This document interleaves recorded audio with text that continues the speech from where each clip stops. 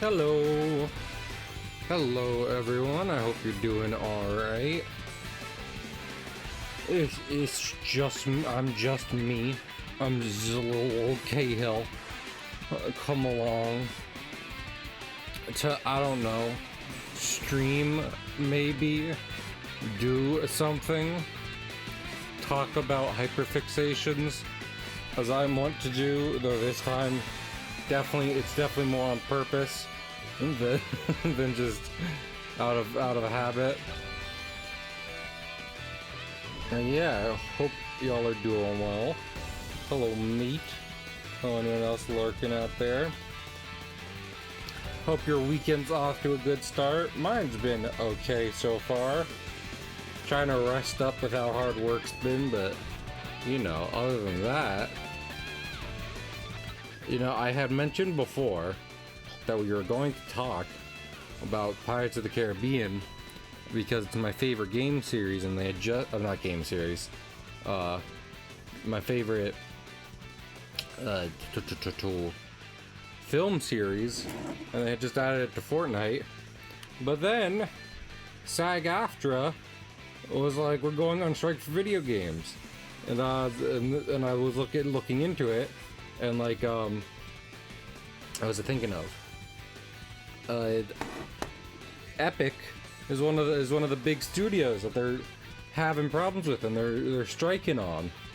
So with that in mind, they're not asking people to like not play games or stuff like that.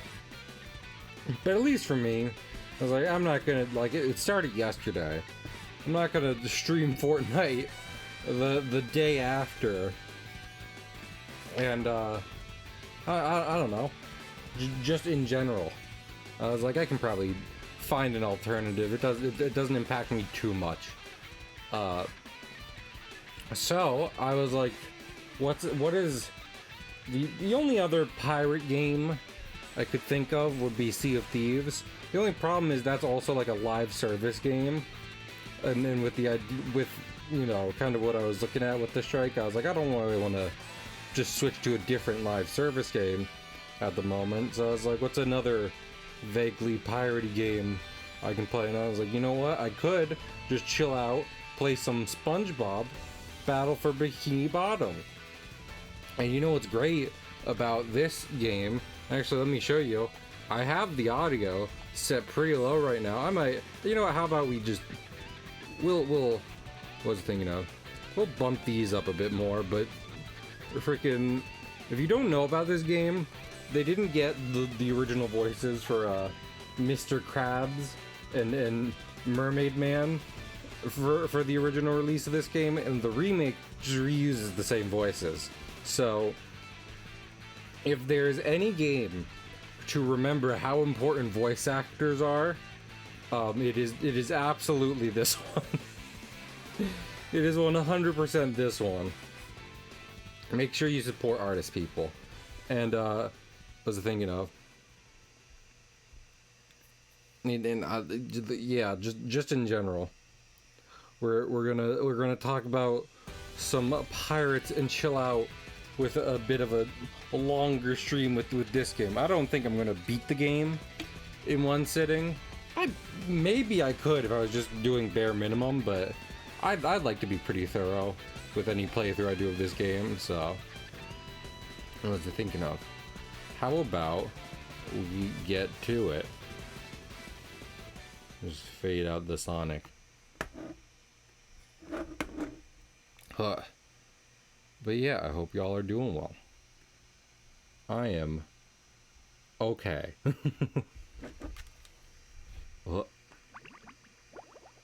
Oh, Bikini Bottom. Oh. Hello. Loading? I imagine loading.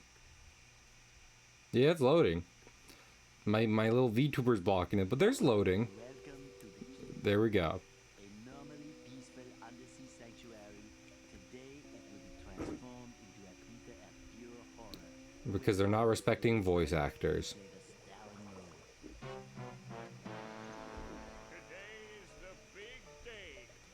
I don't know the name of all the voice. I know some of the voice actors who do SpongeBob, but not all of them. I don't know Plankton's VA name.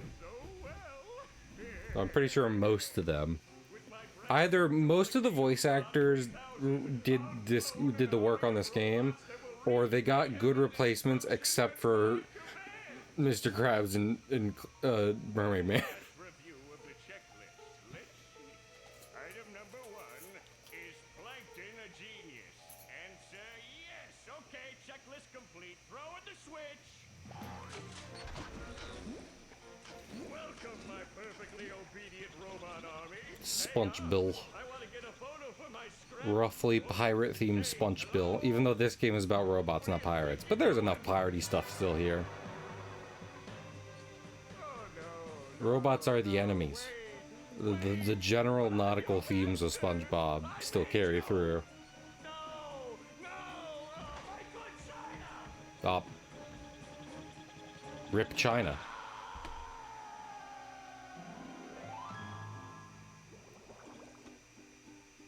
What's the thinking of? So that was one thing I was thinking about, because as I was,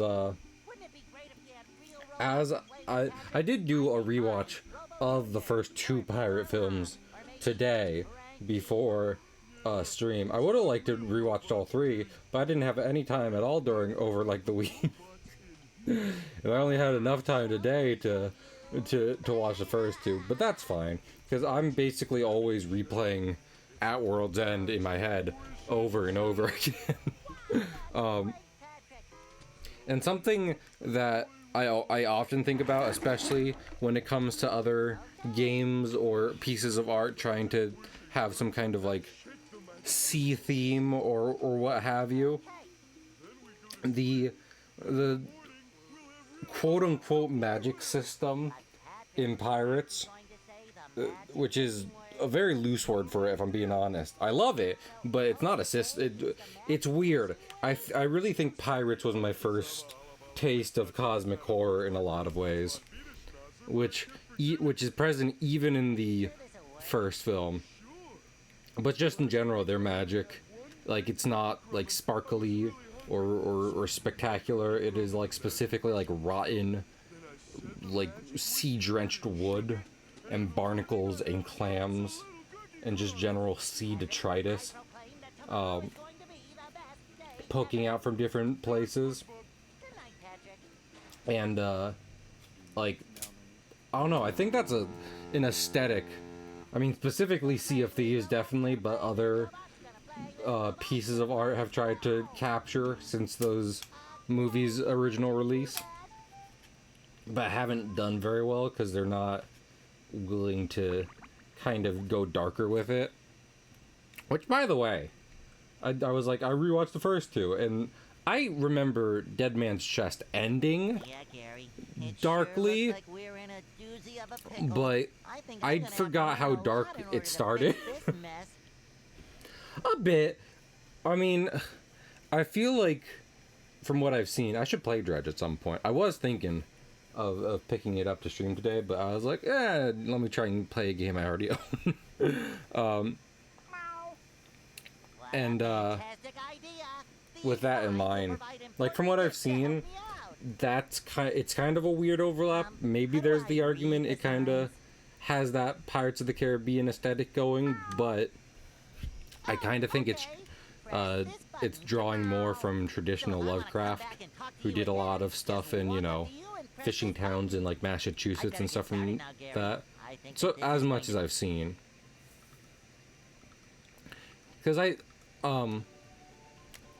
whenever I'm talking about how much I love Pirates of the Caribbean, which is it's hilarious to say that as I'm as I'm looking at the most cheeriest nautical cartoon character in the world. Also, wait. This is Mr. Krabs, right? Okay, everyone listen to this voice, and this is why we need voice actors. Oh, nope. This is just a sign. I think it's this one. A note from Mr. Krabs. There we go. Okay, everyone silence for this part. It even smells sweaty, just like him. Ahoy there, SpongeBob. As a faithful crew member of the Krusty Krab, you've been, promoted to head shiny object collector. Wow, a promotion! That's right, a promotion. So what this here new job entails is you collecting all these shiny objects that the robots are leaving behind and bringing them to me. Now stop. Anyway, I feel like you can even hear. It's not just that it's not Mr. Krabs' voice. It's not even a voice really. Sparkling. It's someone putting like 20% effort into the role. I've watched people play this and they mention the idea of like them just getting an intern to do it, and that's almost I don't have any confirmation of that, but it definitely feels like that's the case. I make Yes. myself a snack. That's exactly it. But yeah, and I think the other part about the whole kind of supernatural element to Pirates of the Caribbean, the trilogy, is that it is very centric on like sailors and old sailor superstition. You know what I'm talking about? I make myself a snack. If you watch them, then the obvious example is kelp. Kelpo, delicious. Also, many spatulas. I just yeah, this guy, this little kelp man. No, wait, bring it back. But the obvious example is Mr. Gibbs, the first mate, who in a lot of ways exists purely to give exposition to other characters. And I feel like it's kind of like, I don't know, not even a 50-50. He's pretty good at giving a succinct and correct, as far as we can tell, rundown on the spooky stuff going on around the ocean. But oh, dang it, I tried.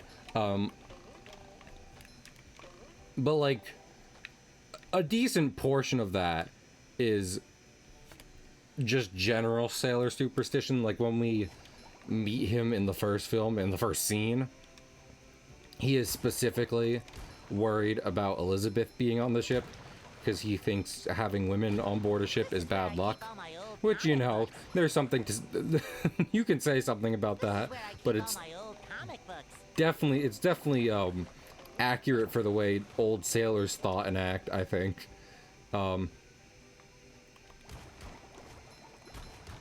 And oh my goodness.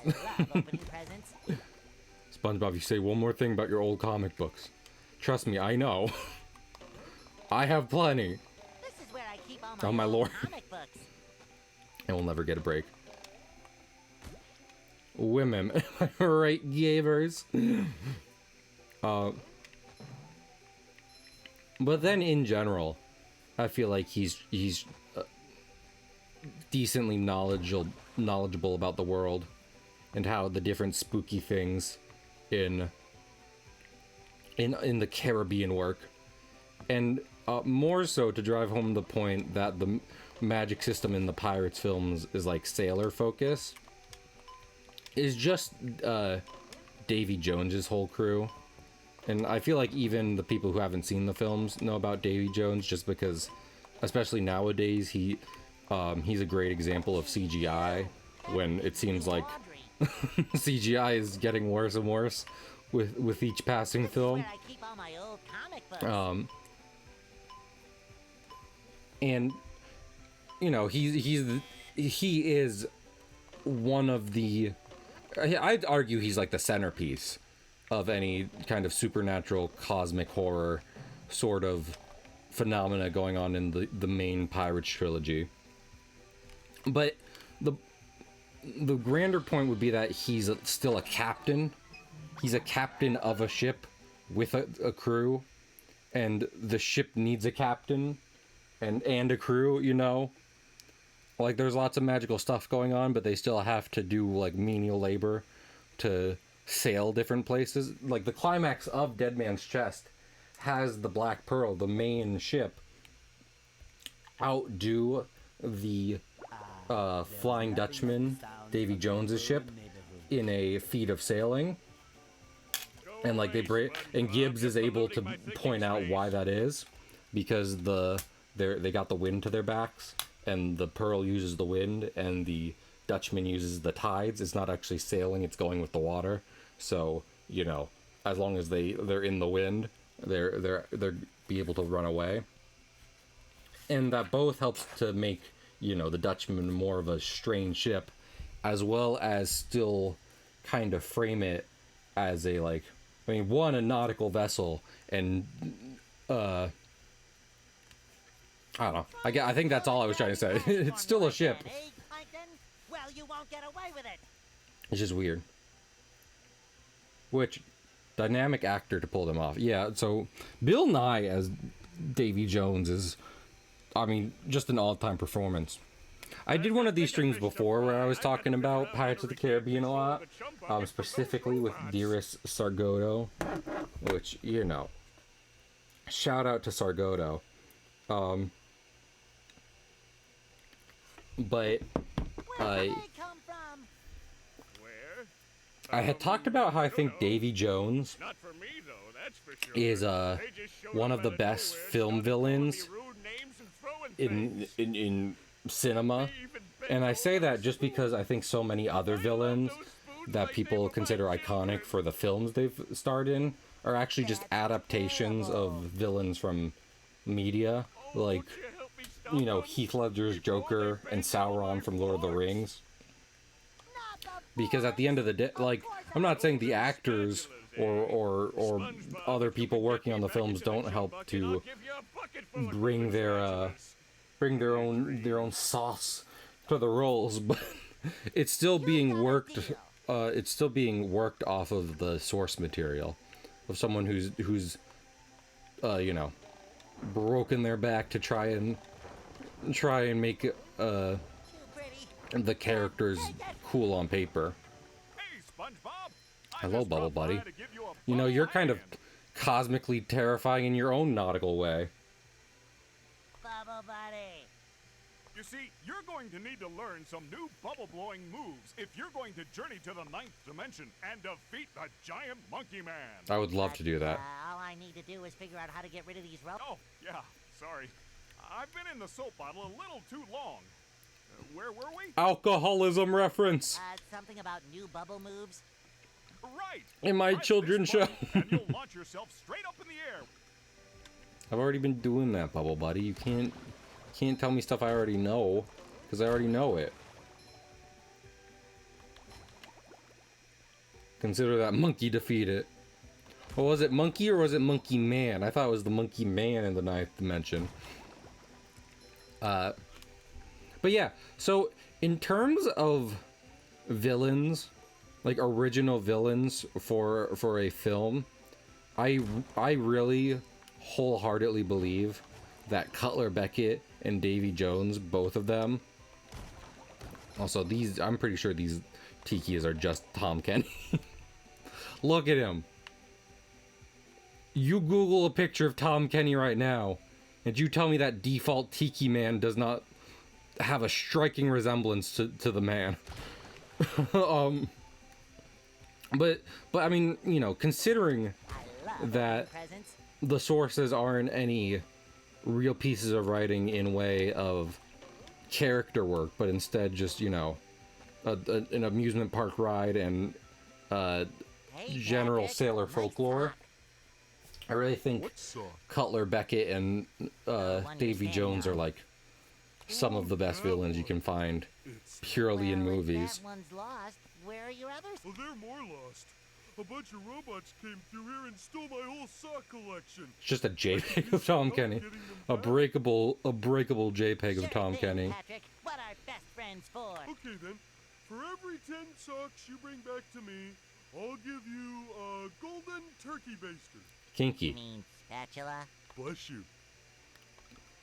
Less kinky. Also, let's hear not Mr. Krabs again. Bob, this flapping robot crisis is making the Krusty Krab lose money like a sinking ship. This is a No money non-acting means choice. No more Krusty Krab. No more Krusty Krab means no more fry cooking for you. They didn't even try. No more fry cooking? But because you're gullible, I'm gonna help you out. And of course make a small profit in return. I've got a few golden spatulas that I'll be willing to trade to you for some of those shiny objects. How many do I need to get the first one? Your treasure chest's looking a bit light, boy. 3,000. Damn. Damn, he's taking me for all my worth. But yeah, Davy Jones is great. I've talked about this before, but Davy Jones supposed, be in theory, on paper, in the lore of the universe, being a quite literally heartless villain Now I can wear 4 pairs of underwear. who isn't supposed to be feeling anything, but is clearly constantly being driven by his emotions and seemingly nothing else. Being kind of, I don't want to say put up against, even though they do hate each other, like the entire film. But being, compared to Cutler Beckett, who is on paper just a normal dude, but is so like ruthless and calculating, that he comes across as inhuman, despite the fact I'm pretty sure he's like a full foot shorter than the rest of the cast. Which no shade to the actor. I just kind of think that's hilarious for the character of Cutler Beckett more than anything else. I mean, they never give a firm date to any of the Pirates movies, but considering it's in the 1600s, he definitely feels like a Napoleon kind of character. Patrick and I were just playing a game. Oh, I correct myself. Squidward, I don't know what to do. How can I fix everything? Why don't you move to another town? That should help out more than enough. I'm trying. I didn't know Squidward had I'd a love to lamp. get my own place. Destroy his I house. didn't know Squidward had a lamp. Do I have to destroy this too? No. More? Okay, just stop jumping, will you? If you take this golden spatula, will you please go away? Just like a real Squidward, pirate. I knew that you could help me out. Don't touch me. Also, so I've been saying a lot of the times that I don't think Jack Sparrow is the most interesting or even the main character of the Pirates franchise, genuinely. I think he's kind of the one we're usually seeing, the story follows Jack, but there's I think it's at the end of the day the general plot is more about Elizabeth than anyone else. But I still think he's a great character for a lot of reasons that people who don't really appreciate the movies don't talk about. And one of those reasons is inherently tied to, I think, the general romanticization of pirates, which is that he's not really looking to go murdering or killing or even necessarily thieving from anyone, unless he wants something and can't pay for it, in which case he'll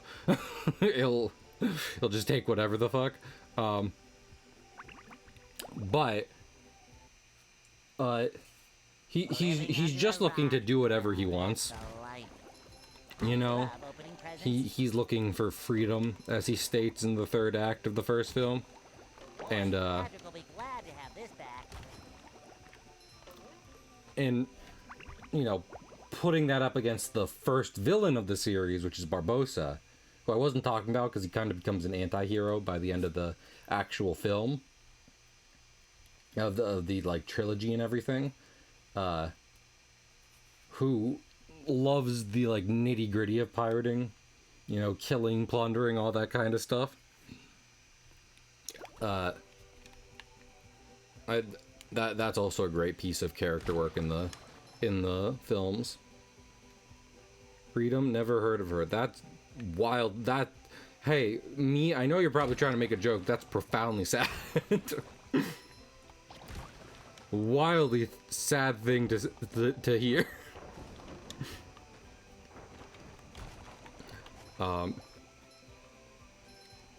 Yeah. It's just like, yeah. But also, so I fucking love the Black Pearl as just a mythical item. You know, it's one of the many just kind of weird, somewhat. I'm trying to think of a good, because I don't think it's poorly explained.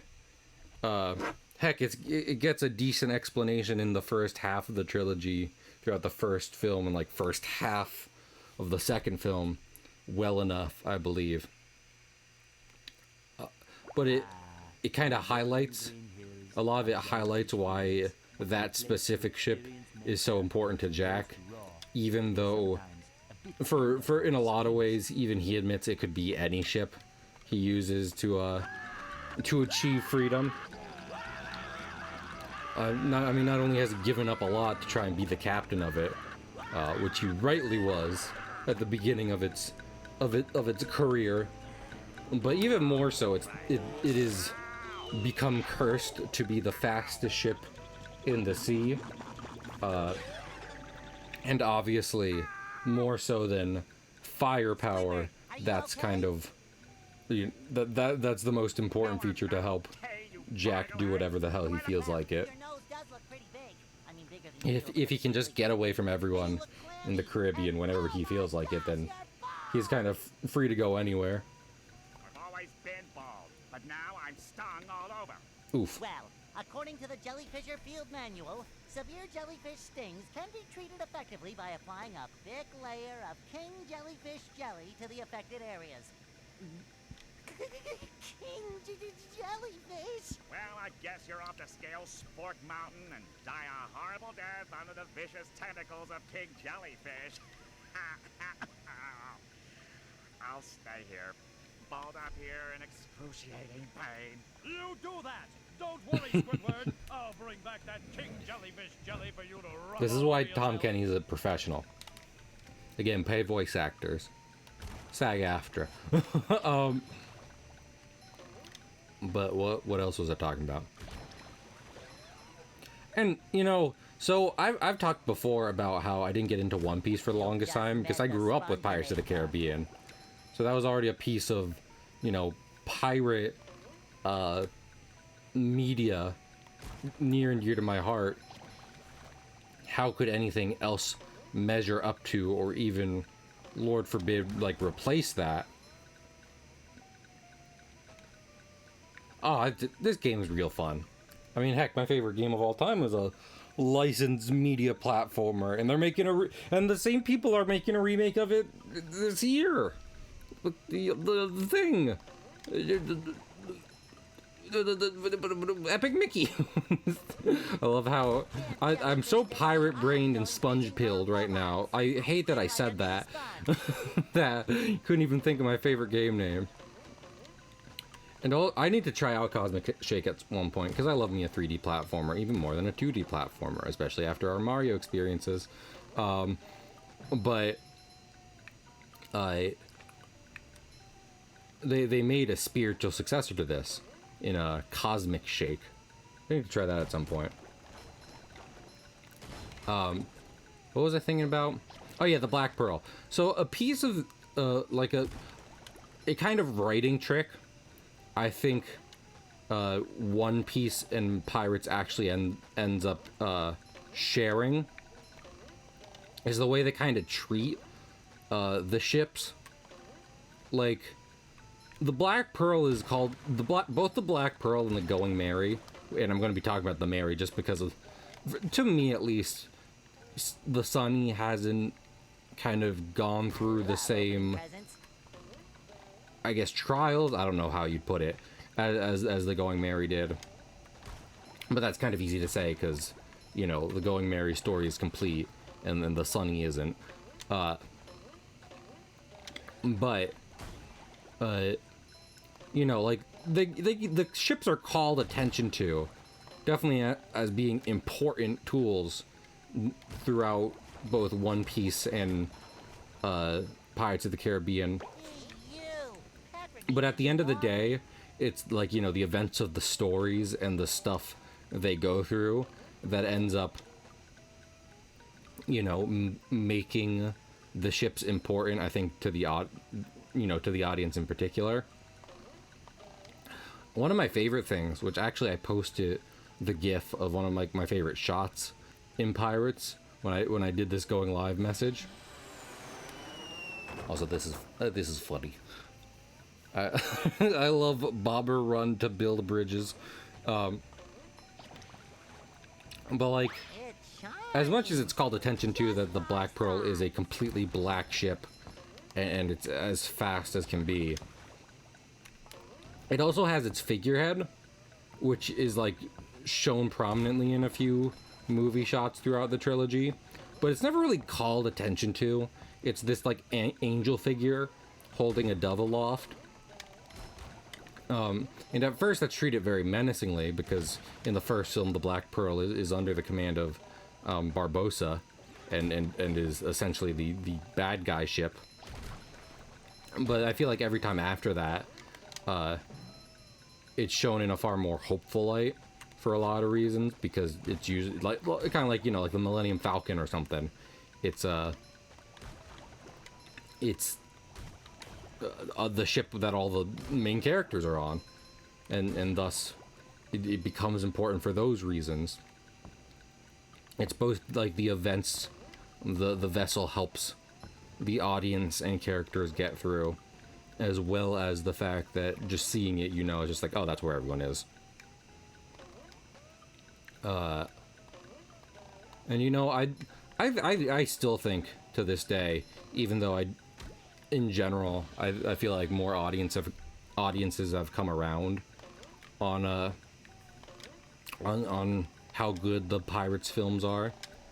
I still think they're kind of underrated as a trilogy, Another fine for that. because like Star Wars, and that's how I'm seeing it right now, right? Like the original Star Wars trilogy, that was the phenomena that made everyone fall in love with it as a franchise, and then they did a million things with it afterwards.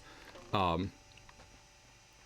in that original trilogy, like Han will stroke the Falcon every chance he gets, you know.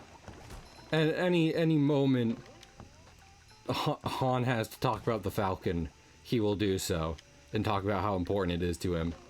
And Jack does that with the Pearl too, plenty. I definitely would say, but I think just because of the events and themes of Pirates as compared to Star Wars, the Pearl ends up carrying more power in a far more elegant way than the Falcon ever did.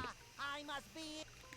You know, at the end of the day, the Falcon was just the device they used to get different places and to have a recognizable ship for the good guys to be on. But the Pearl is thematically important to the Pirates franchise.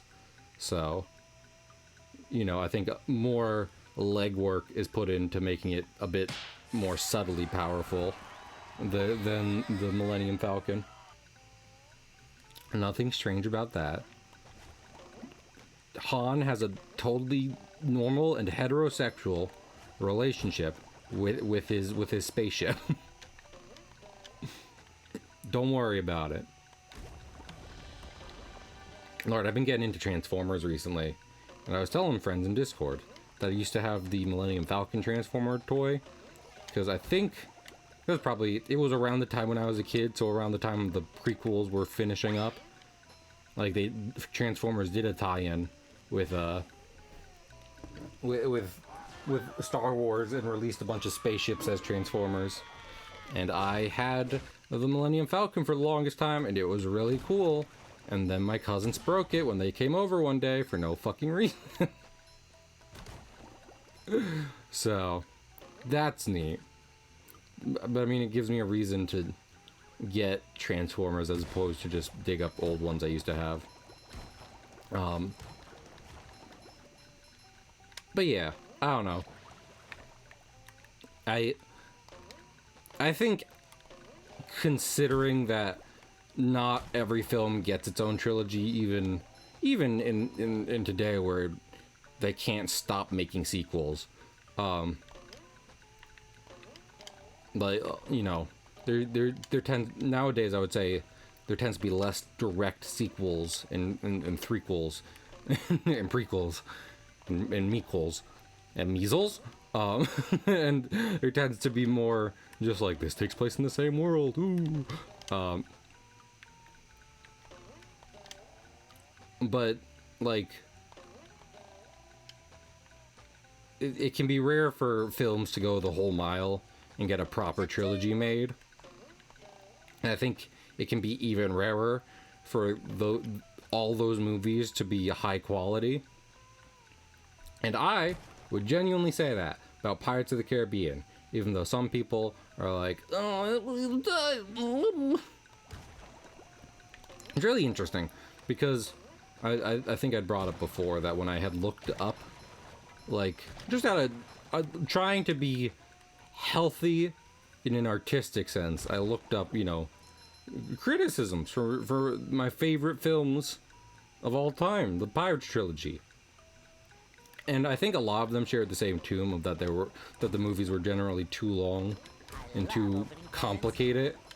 But I don't know, I think saying that on the premise that, like, the first one was a kind of action-adventure film, and thus the follow-ups can't, you know, they just have to also be an action-adventure film. Well, hello? I was okay with him dying after 2 bounces. It was him falling from the sky that got me there. But yeah, I think, you know, especially what the state movies are in these days, saying that a film series can't try and grow to be more than what it was in its original marketable iteration,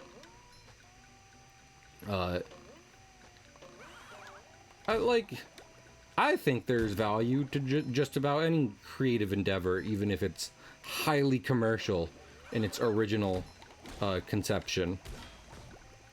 And so, with that in mind, I think, you know, Pirates went a really cool direction over the course of Black Pearl, Dead Man's Chest, and At World's End.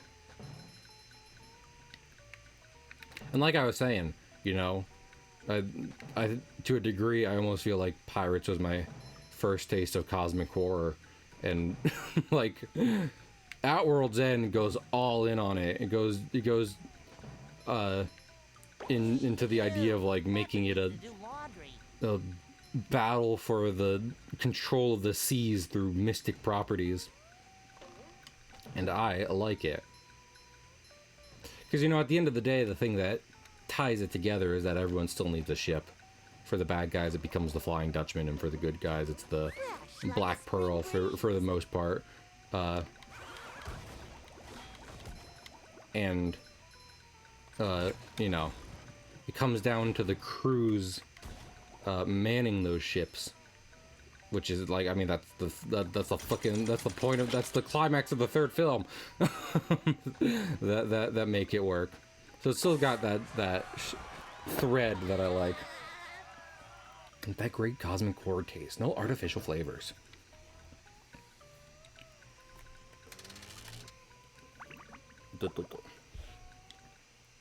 Yeah. Because, I mean, rewatching Curse of the Black Pearl earlier today, this morning. Wow, Oh, good. Well, you get to hear Mermaid Man's voice now. Huh? What?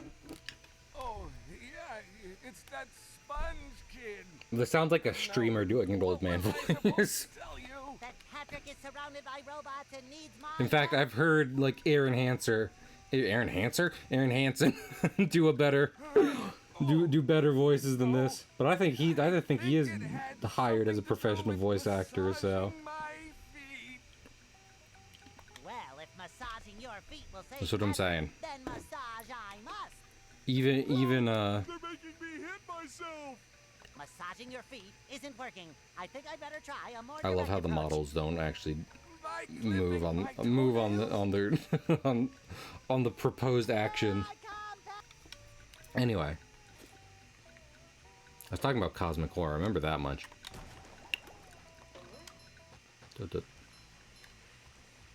Well, that and the fact that, you know, like I was saying, I think at the end of the day, it's still about the pirates, you know. The ships are vitally important, but it's not just like, oh, we have the better ship, we win, hooray. That was a ton of fun. I should do it again sometime. Which is also, I mean, true to the way naval battles used to work, as far as I understand it.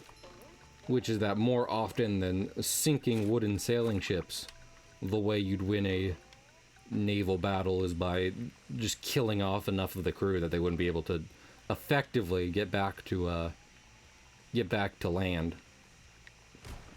Which is, you know, bleak, but oh my goodness, weird physics. This is not Sonic the Hedgehog. Oh yeah. So what I was talking about with like the first film is that I definitely feel like I've seen, I can't give a specific source, but I mean for the I almost had that. Should have jumped earlier. For me just talking about my favorite films, I'm less going to be citing people who have online been like, "Hey, I don't like this," and more try and be like, you know, this is what I remember seeing before, Another fine for Patrick. and in response, you know, thinking about it, this is why I still like it. Because in the original film, the titular Curse of the Black Pearl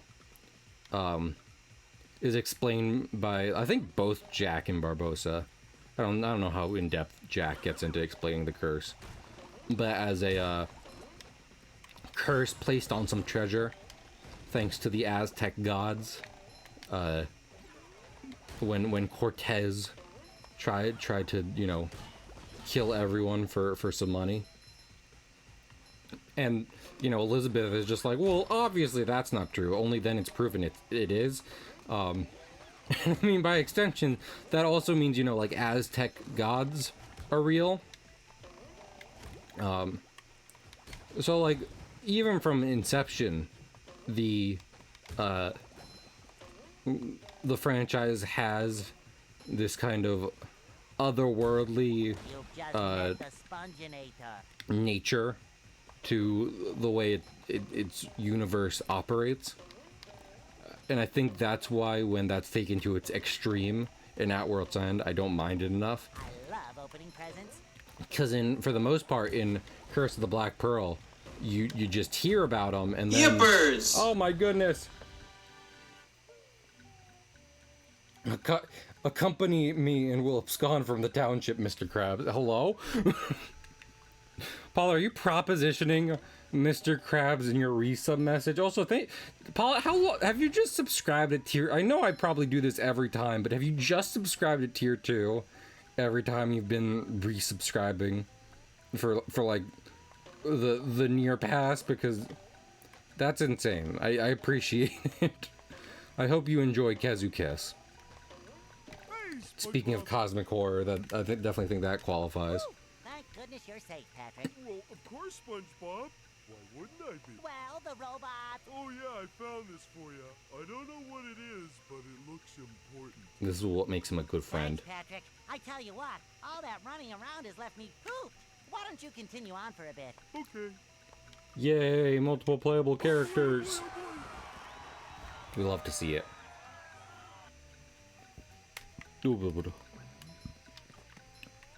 Oh my goodness, I'm so burpy today.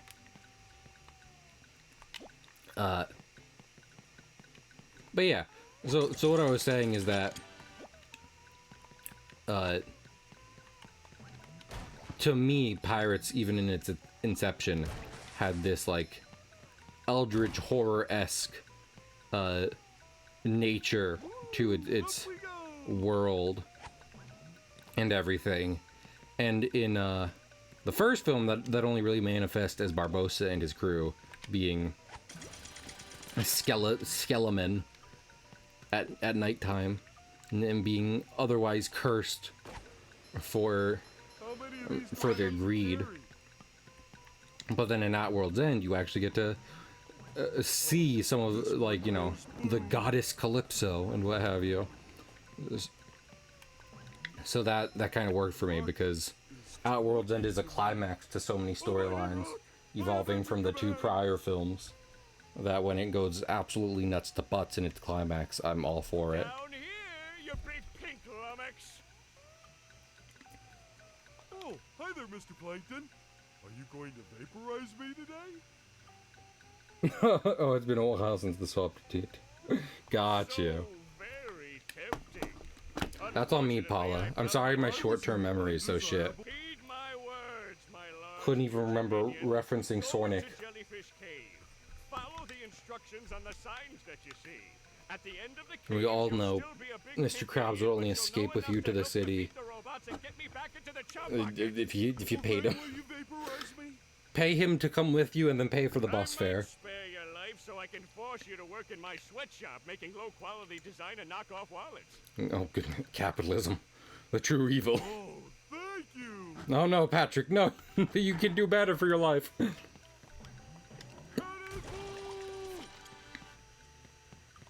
Yeah.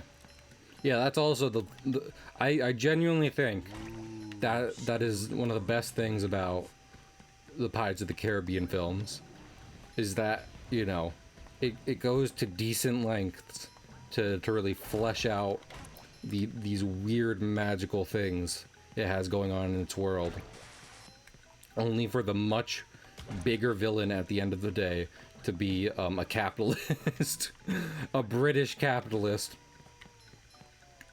working for King George III.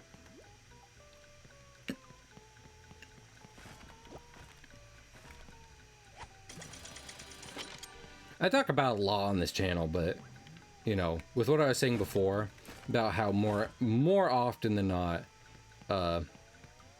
Jack's whole deal is that he more or less just wants the freedom that comes with being a pirate, like the title of being a pirate, rather than doing the practices that one typically associates with piracy. So in a lot of ways, he tends to be a very non-violent person. He is more often than not defending himself in any situation than actively trying to kill someone. But you get that in the climax of the first film and third film. And in the third film with Cutler Beckett, a lot of their history has generally been cut down to a large degree. You know, there's been plenty of hints that they know each other from a distant past and don't like each other. but there is some extended material shit that I know from Pirates that help fleshes it out.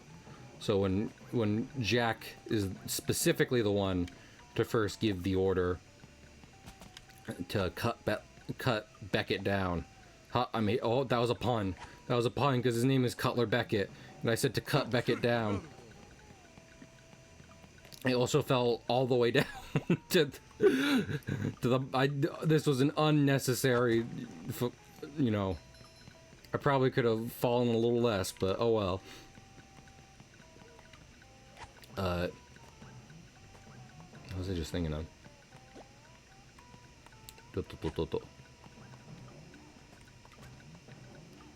Oh yeah, Jack and Beckett. Yeah, it's just cool. I like them. I genuinely think the climax to At World's End is one of the best just movie final battles ever. Period. Both in recent memory and in and in general speaking terms. That's much better. Ow. This is the most painful slide I've been on in a minute. New KFC Cutler Beckett. Deep fried in the Caribbean Ocean. If we're playing as Patrick and we get 10 socks, why don't I just give myself a spatula? Game, I don't like your logic. And I know I'm defending the logic of my favorite film series right now, so maybe I should be a bit more gracious to you, but I don't feel like it. Yeah. Robot go boom. Because, I mean, I was talking about,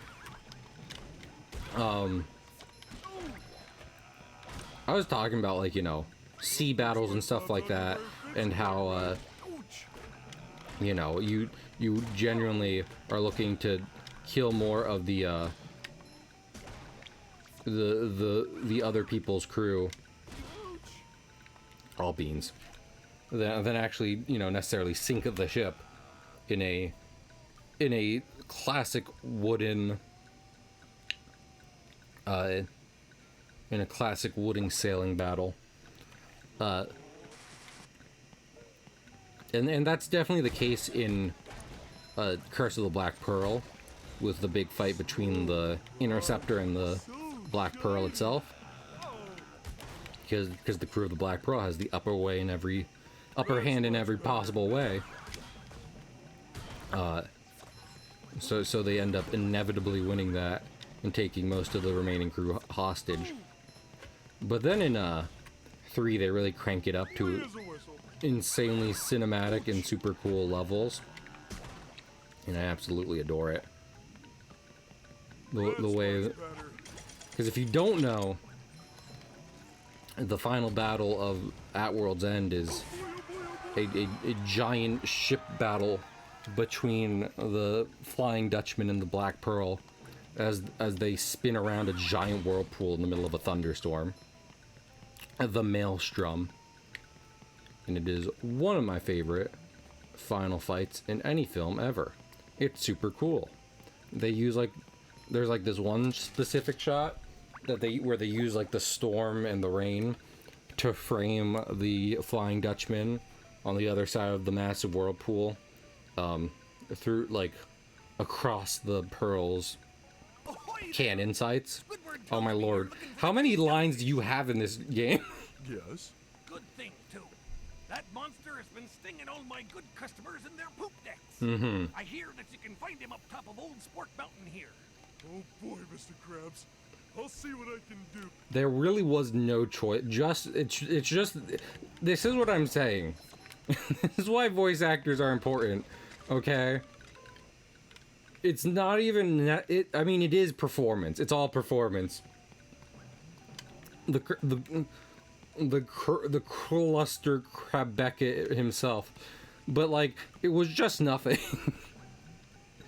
It's like half of a Mr. Krabs impression. I think the responsible thing would have been, like, we couldn't get Clancy Brown. We don't have the voice for Mr. Krabs. We might as well get someone who can at least do a good pirate voice.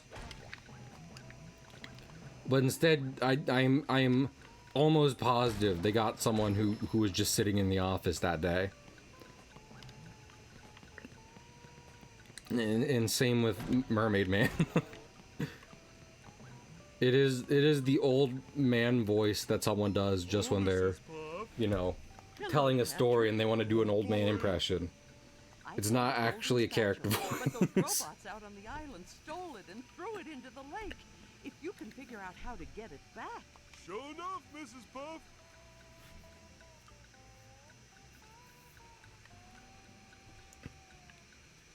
You sound different, really.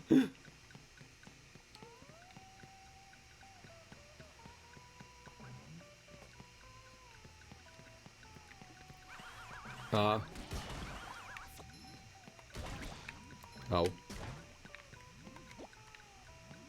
No. Oh, wait, do I have to destroy these things? I think I might have to. Destroy those things and then destroy Robot Machine. But yeah.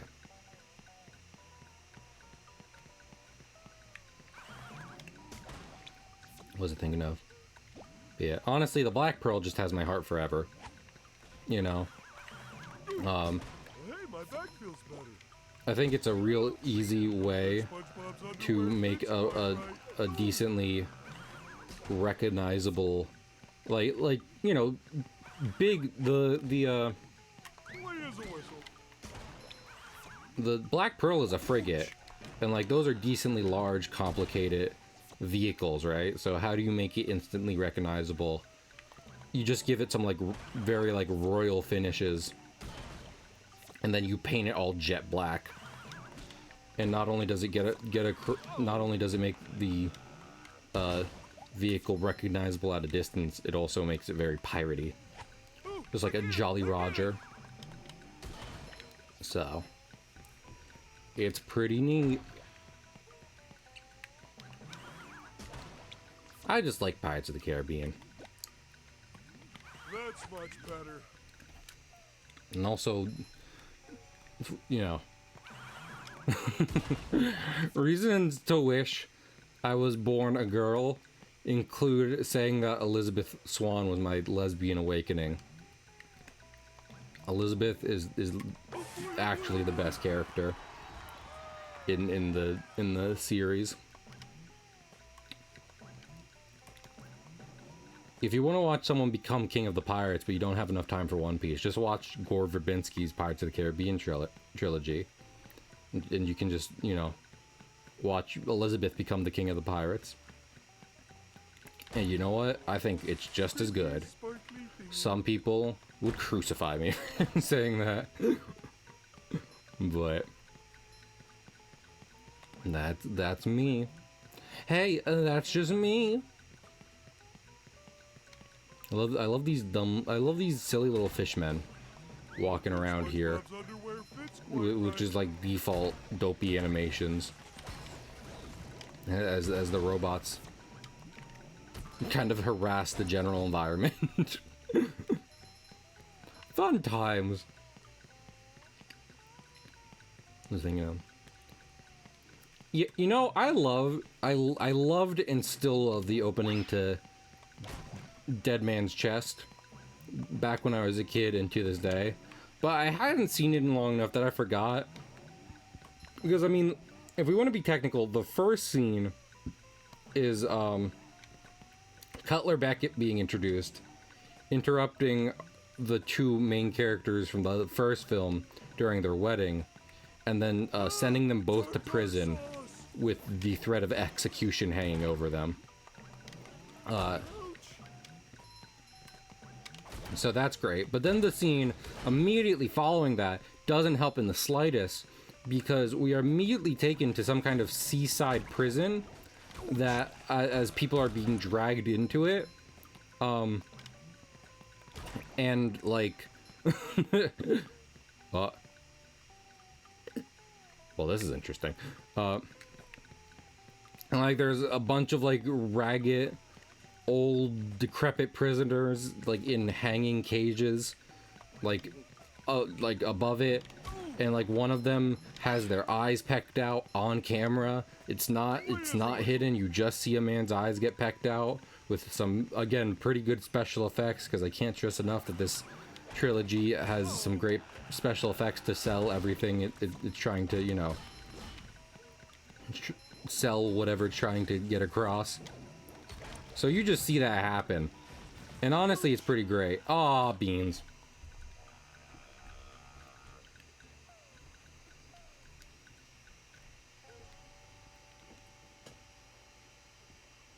I feel like... I'm trying to think. I want to say Dead Man's Chest becomes a lighter affair at any point in the film. Because, I mean, you know, it still carries the general adventurous tone of the other two pirate films, which is what I come to these films for. I think they get across the idea of adventure better than just about anything else. Because even in One Piece, a lot of the arcs tend to be centered around a singular island.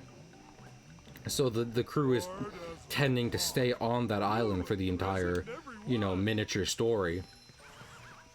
But in Pirates, you're the action is happening across like the Caribbean through all three of the films. So that means like they're constantly sailing to different places. And each island, you know, decently similar, but it has its own identity. But yeah, Dead Man's Chest, despite unmistakably being one of these films, kind of just stays dark throughout the entire, you know, the entire adventure.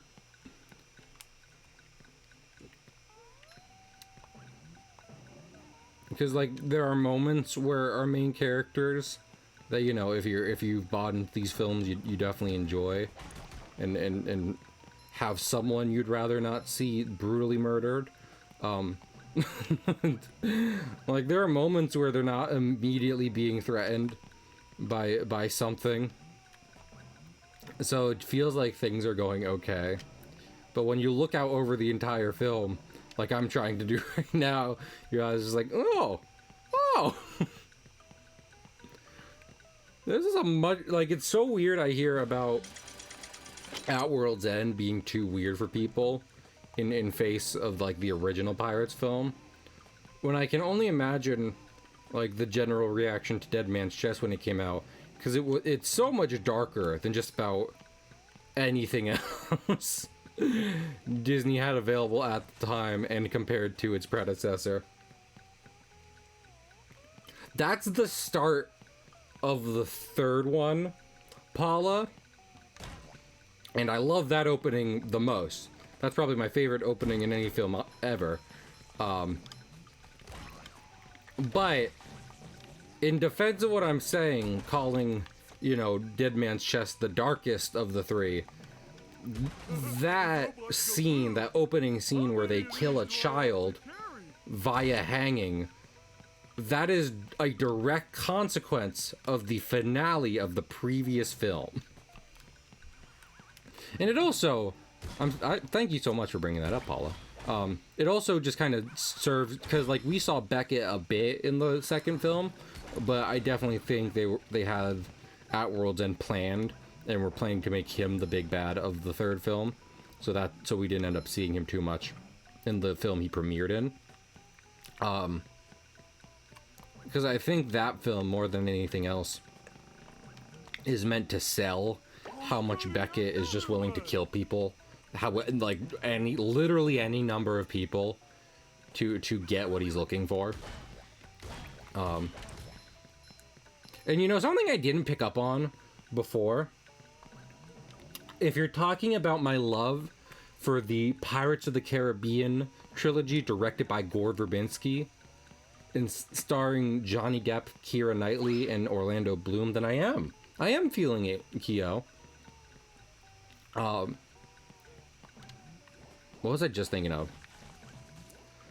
But, so, okay, this occurred to me, right? Because I think I watched the first two films today, right? So I had the full context for this. At the end of the first film, because everything's kind of worked out, you know, Elizabeth is alive, none of the good guys died, it's all good, no need to worry, right? That's the end of the third film, and then Will Turner helps Jack escape because he's like, it's not right to kill this guy when he's done nothing but help us since he's arrived here. And the governor, who is Elizabeth's father, and thus doesn't want to see her killed, and Commodore Norrington, who is kind of a dork and is kind of a dickhead, but at the end of the day, he's a decent person. They're both okay with that. They're like, you know what? We're probably still gonna try and put Jack in jail at some point for various reasons, but for today, immediately after he saved all our lives, we'll let it slide and he can leave for right now. Right? That's the end of the first film, and those two guys are like they are the law basically. Like, no one in the world of pirates at the time of that first film had any more say on what was happening than those two. You know, Norrington was the top military officer at the time, and the governor was the fucking governor. So no one on the island is going to have a problem with what's happening, right? Then Beckett comes in immediately in the third film and is just like, for that crime in particular, I'm going to kill all three of you. And thinking about it, like thinking about that specifically for the first time, I was like, Cutler Beckett isn't here because someone higher up in Britain's government cared about Jack Sparrow getting away. He's here because he wants what Jack has, not in a sexual way, and found out that, you know, these three let him escape, and thus is using it as a means of getting, you know, his quarry. And like, that's already one thing, right? When you think about that, an entirely different thing is that the only person Beckett really has any relationship with, and it's still a professional one, is his right hand Mercer, who for all intents and purposes is also a cold calculating machine of a person, but seems to get off, this time definitely sexually, on murder. And when when Governor Swan tries to help Elizabeth escape via connections he has with British royalty and a captain who is his friend, Mercer just kills that guy. And I was like, I actually don't think that one's legal. Because the governor was giving Elizabeth a full pardon and was like, you know, I'll get you out. I'm sorry about Will and Jack, but I don't care about them. You just make sure you don't die. He goes up to his captain friend and is like, hey, let's do this. And Mercer just stabs the guy to death on the spot. And like, at that point, it occurred to me, I was just like, wait a minute. I don't think that guy was an actual criminal. I think they just did it so that way Elizabeth wouldn't get away. And they would still have the, like, you know, the hostage, essentially, that they were basing their whole plan around. I knew the king jellyfish was big, but who knew he had such a beautiful voice? Paula, I imagine you're referencing Stranger Things, but I'm so sorry to tell you I haven't watched Stranger Things. At this point, I don't think I'm going to.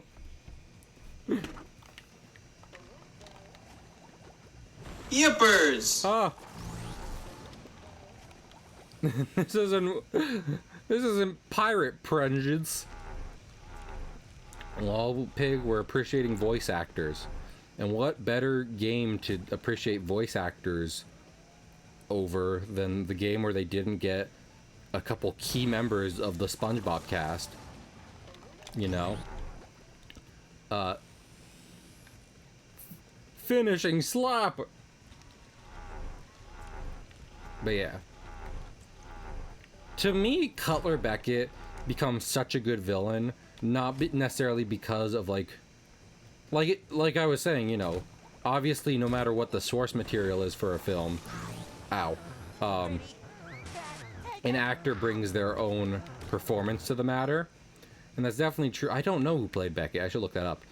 That's definitely true for Beckett, because I don't even think he himself has a like personal goal in making the East India Trading Company more powerful than it already is.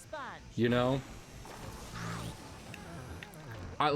He just reads to me like a machine that's been given a prompt, you know? Beckett's prompt is to drive up profits for the East India Trading Company, and he's taken the most insane and cold-blooded route imaginable, which is to use the magical artifacts he knows are present in the Caribbean to essentially either, you know, run the competition out of business, or otherwise just murder anyone who gets in his way, and then, you know, profit, and then step 3, profit.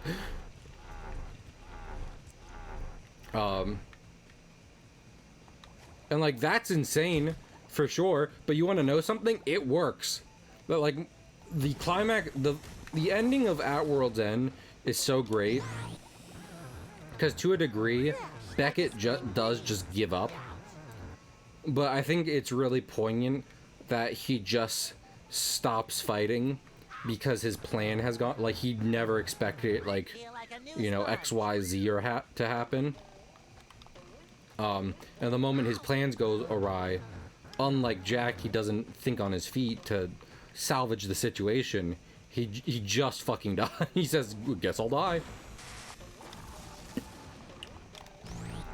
And I think that's, you know, at the end of the day, it's another reason why I consider the trilogy, the entirety of Pirates as a piece of art, because like it's about the characters in this world more than anything else, which is why it's like Jack can't be like Pirates can't just be Jack, because he's one of like a dozen characters who have interesting stories to tell and motives behind what he does. It like specifically to me, it is the way the films use different characters to contrast each other and what have you. Oh, okay. Yes, absolutely, Paul. Yeah, I was forgetting about that scene. And that's what I'm talking about when I talk about like the cosmic horror in Pirates of the Caribbean. Because in the first film, we are told that Davy Jones was assigned by the sea goddess to ferry souls to the next world, right? And we don't fucking know what that means, you know? Like, for the most part, when he shows up and, like, you know, shanghais a couple dying sailors and kills the rest, we assume, like, maybe that's it, you know? Maybe it's trapping them on the Flying Dutchman is what that specific duty entails. But in the third film, where they really try to flesh out their magic system, which, again, I'm using more as a literary term than saying that, like, you know, they have fucking Pokemon typing for pirates. Like, we are shown that what it means is that Jones at this moment is actually kind of ignoring his duties. And because of that, anyone who dies on the sea and doesn't bother joining Jones's crew, like, they end up just kind of adrift in a, like Paula said, upside down purgatory. And also, I talked about Elizabeth being my favorite lot. And I think part of that is the way she works with her father and Norrington. Because from the get-go, Elizabeth shows a deep interest in pirating. She, like, the very first scene of her is her talking about, like, I think pirates are super cool, they're super interesting. I noticed because in the third film, I saw someone point out that, like, Elizabeth uses the proper sailing term for a certain action, while everyone else uses a shorthand, a piratey shorthand. But she does that in the first film too. In fact, she comes out and takes charge during a certain sea battle in Curse of the Black Pearl, and everyone is just like, "Oh, what?"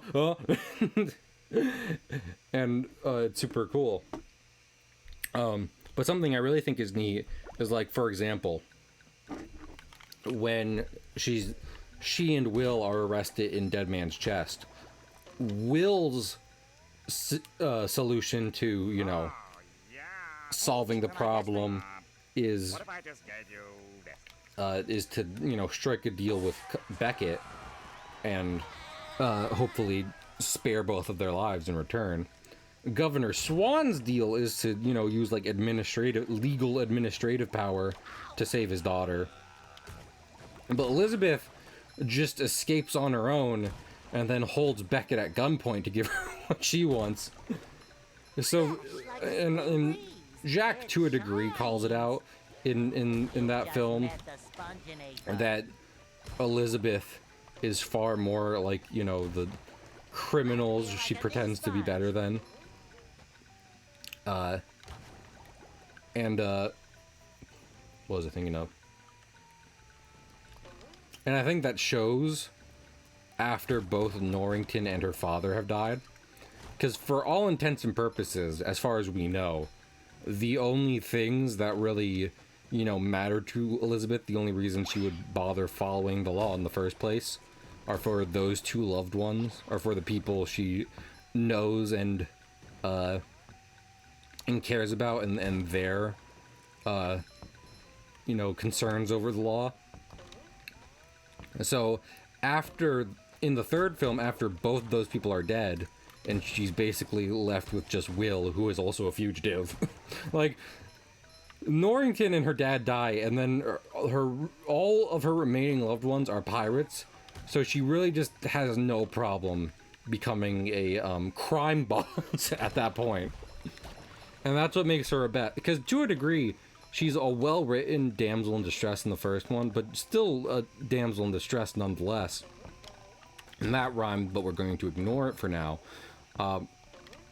But from there, they try and play the same trope in the second film, only for her to basically take charge of everything. Like, you know, Jack calls it out, just like, Elizabeth is in trouble again. Fucking, why? Have you tried just not letting her get in trouble? Only for her to basically become in charge of the entire situation through multiple ploys. I mean, I've heard Muppets Treasure Island is good. I would be okay with Muppets Pirates of the Caribbean as long as Keira Knightley is the single human part in that. You know, it can be the two humans. There can be two humans in Muppets. I need to watch it. I'm sorry. I need to get my family to lend me the Disney Plus account.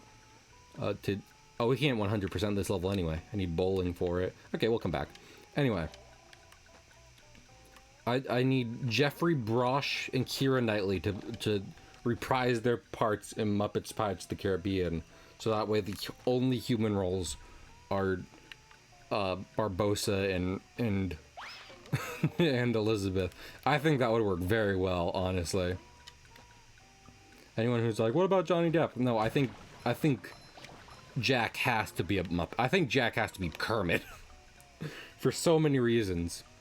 Kermit is Jack for more reasons than anyone would like to admit. I'm getting shiny things. I don't think I'm... Oh no, I think I'll be able to get 2 spatulas from Mr. Krabs. 2 spatulas.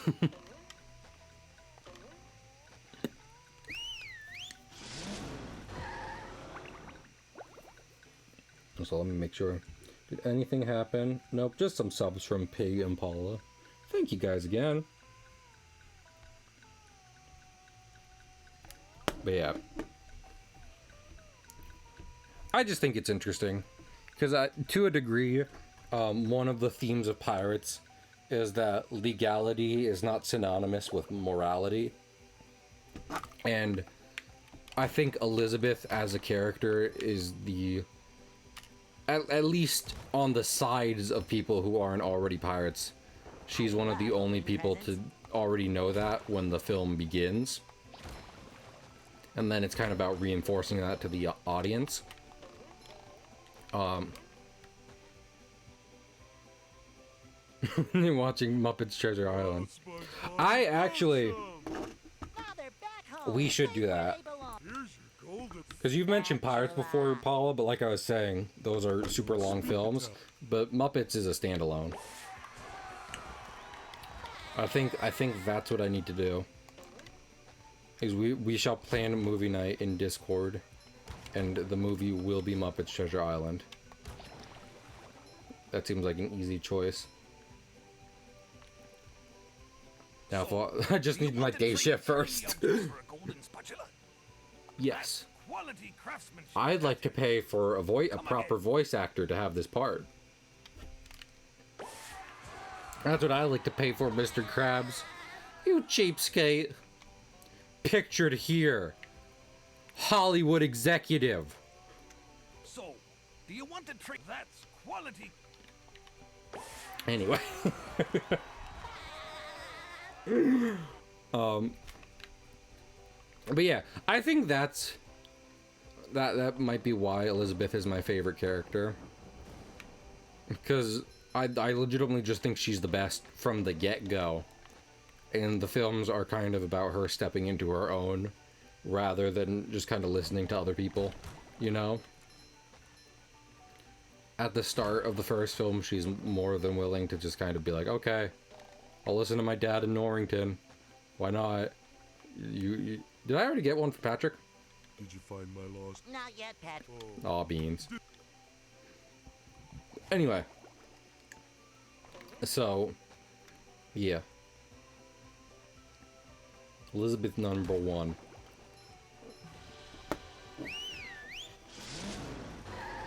That's also what makes the, you know, the Pirate Council scene in At World's End so good.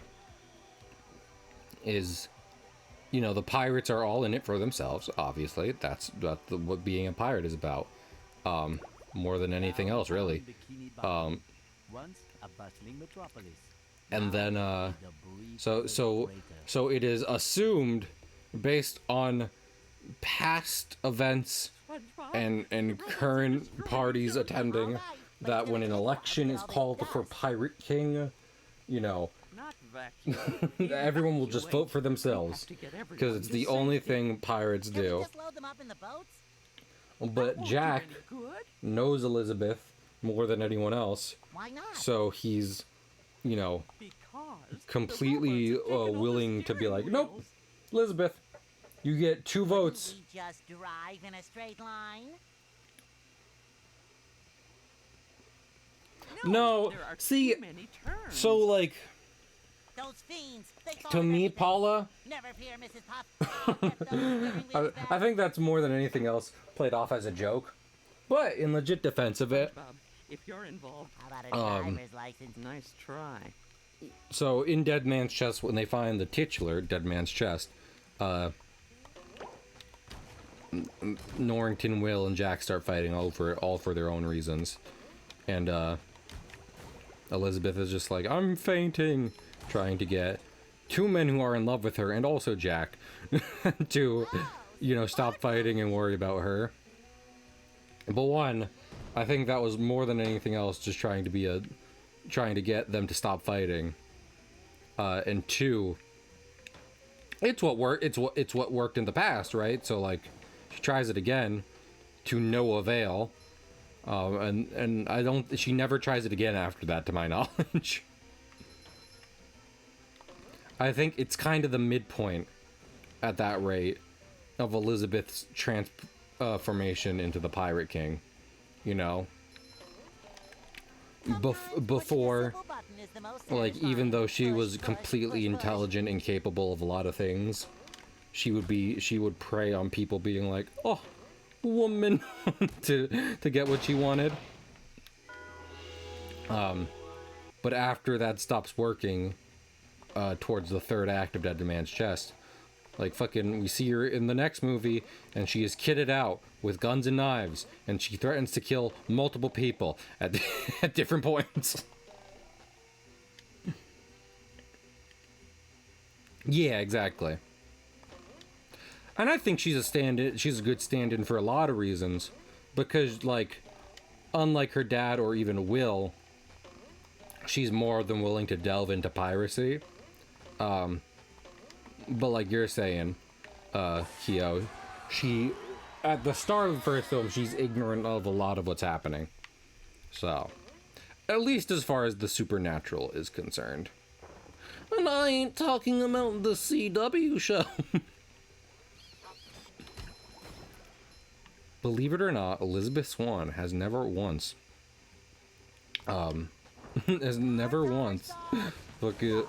seen an episode of Supernatural. I don't think she would like it. I feel like a Actually, new sponge. she would, but she would. Patrick will be glad Hi. to have this back. But she wouldn't be like shipping people or doing like Tumblr stuff. She would just be very into their magic system. She would start making like mental notes of everything. As far as I understand Supernatural to go. I think Elizabeth would be into that show Like a spring just because she'd love to see herself as her own hunter rather than for any of the other characters. Also, I don't think I've watched this video before. Give me a second. Let's talk about this. This is a stream I'd need to do. Because if the audience would be interested in watching it. Okay, so there is a video by Lord Ravenscraft about the Liar's Dice scene, which is a fictional pirate game invented for Pirates of the Caribbean in the second film. And he explains why that scene is so brilliant. And to me, that it just becomes representative of pirates in general, you know. It has decently consistent rules for all its characters and stuff they're willing to do, you know. Liar's Dice just happens to be a good distillation for that between, you know, some of the stronger characters. Gary! Good snail. Oswald will try that, but he would use his flintlock pistol rather than an anvil.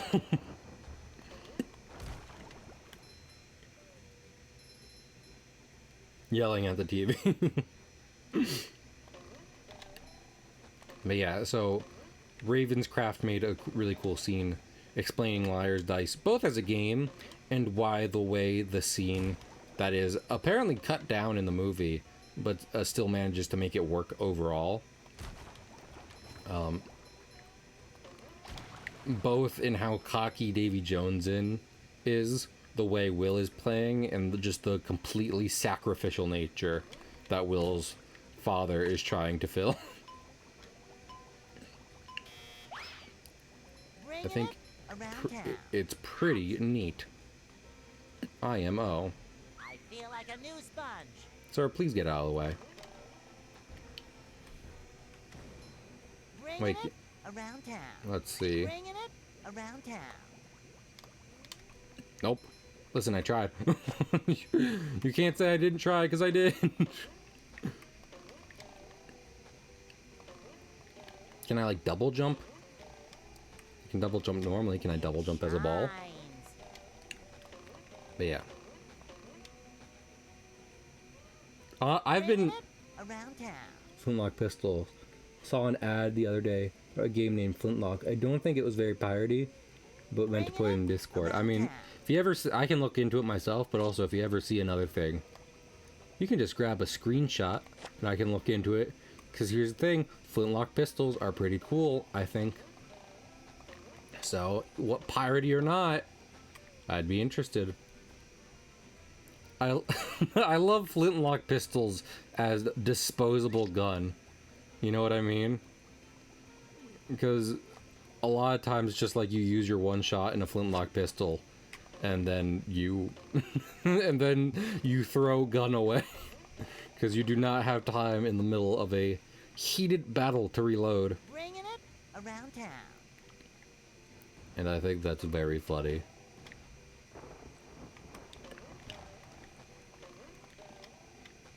Let me up there.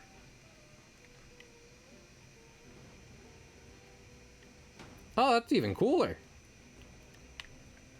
Absolutely put in Discord. I'd be more than willing to give it a shot if it's good. What was I thinking of? Yeah, I've been describing Will as a himbo a lot. Because, you know, many people like to point out that word has lost its meaning. But I genuinely think... Aw, beans. Finally got a ramp, and I didn't even bother to use it right. But I genuinely think Will fits that description in Pirates, in that he is Around town. buff, well-meaning, and also kind of an idiot.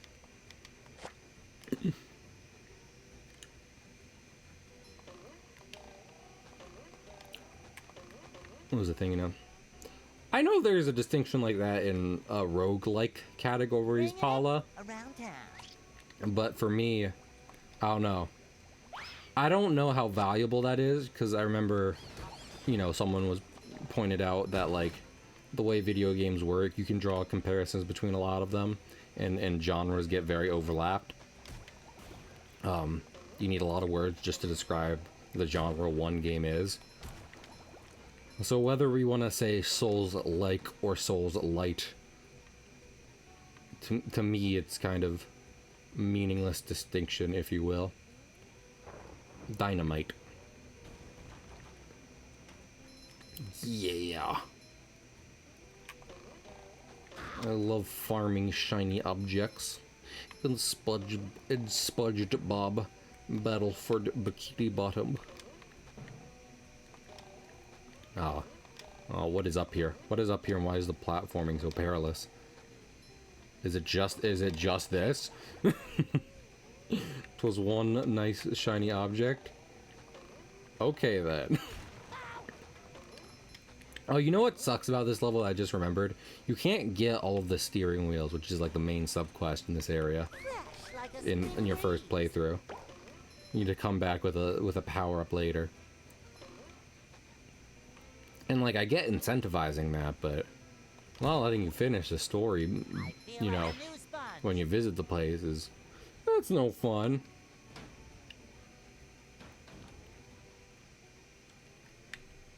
There's a thing in there. Oh yeah. But yeah, thanks, Bubble Buddy. But thanks for interrupting me as I was trying to finish my thought.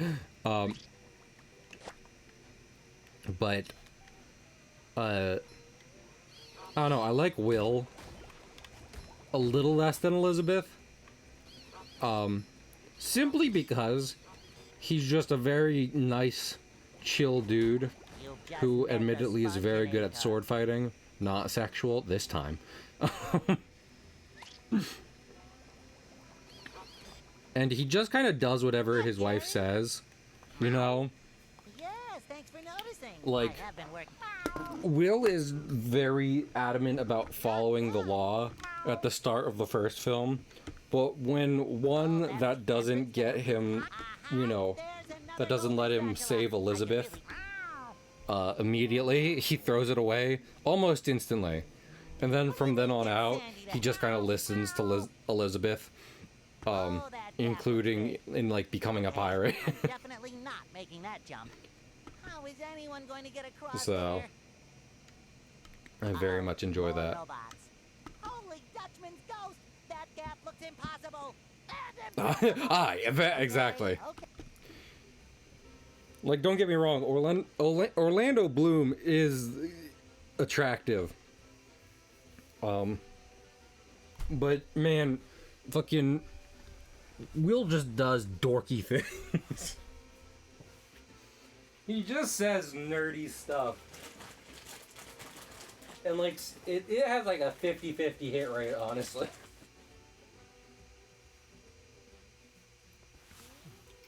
If we're being honest, when Will Turner character, not speaking for Orlando Bloom, because I've talked before about trying to separate, you know, my favorite pieces of art from, you know, the actors portraying it.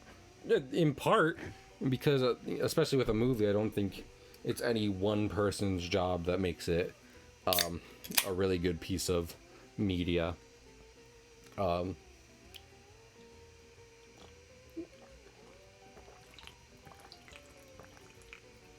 Honestly, I wouldn't mind that, Paula. But honestly, the last time they tried to make a Pirates movie, which was so bad I don't even count it, not even as part of like an extended universe thing. But I would have loved to see that. Navigating like weird ghost seas, that would have been super cool.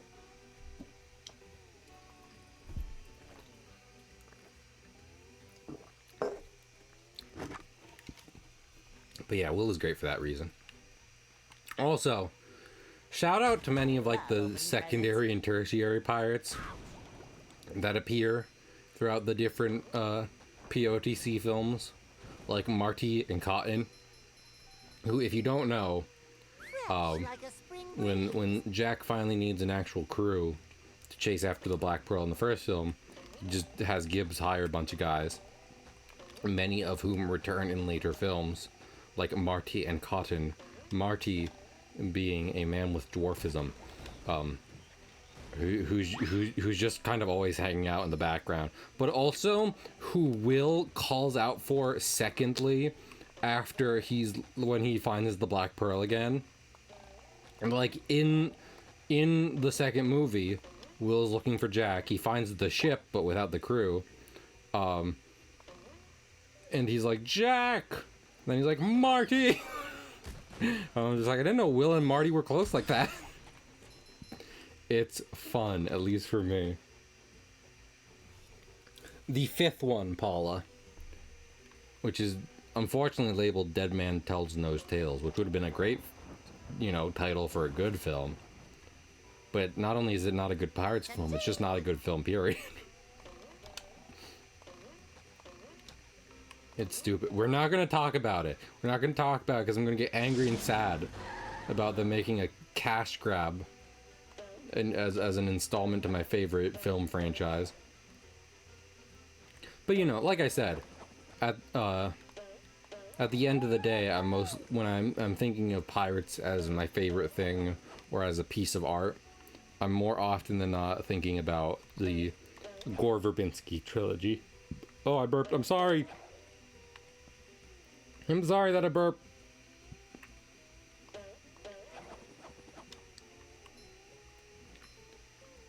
But yeah. I just like the extras. Yeah, so Marty is guy with dwarfism. He's pretty cool. He's always hanging around somewhere. In the third film, he pulls out a blunderbuss and gets completely blown backwards, which is a good joke. And then there's Cotton, who's an old guy who is apparently mute because people cut out his tongue, and he trained a parrot to talk for him, and that's also very fun. IMO. There's a couple others. There's a Rigetti and Pintel, who are the two doofy pirate. Who's that like doofy pirate duo? And one of them has a wooden eye.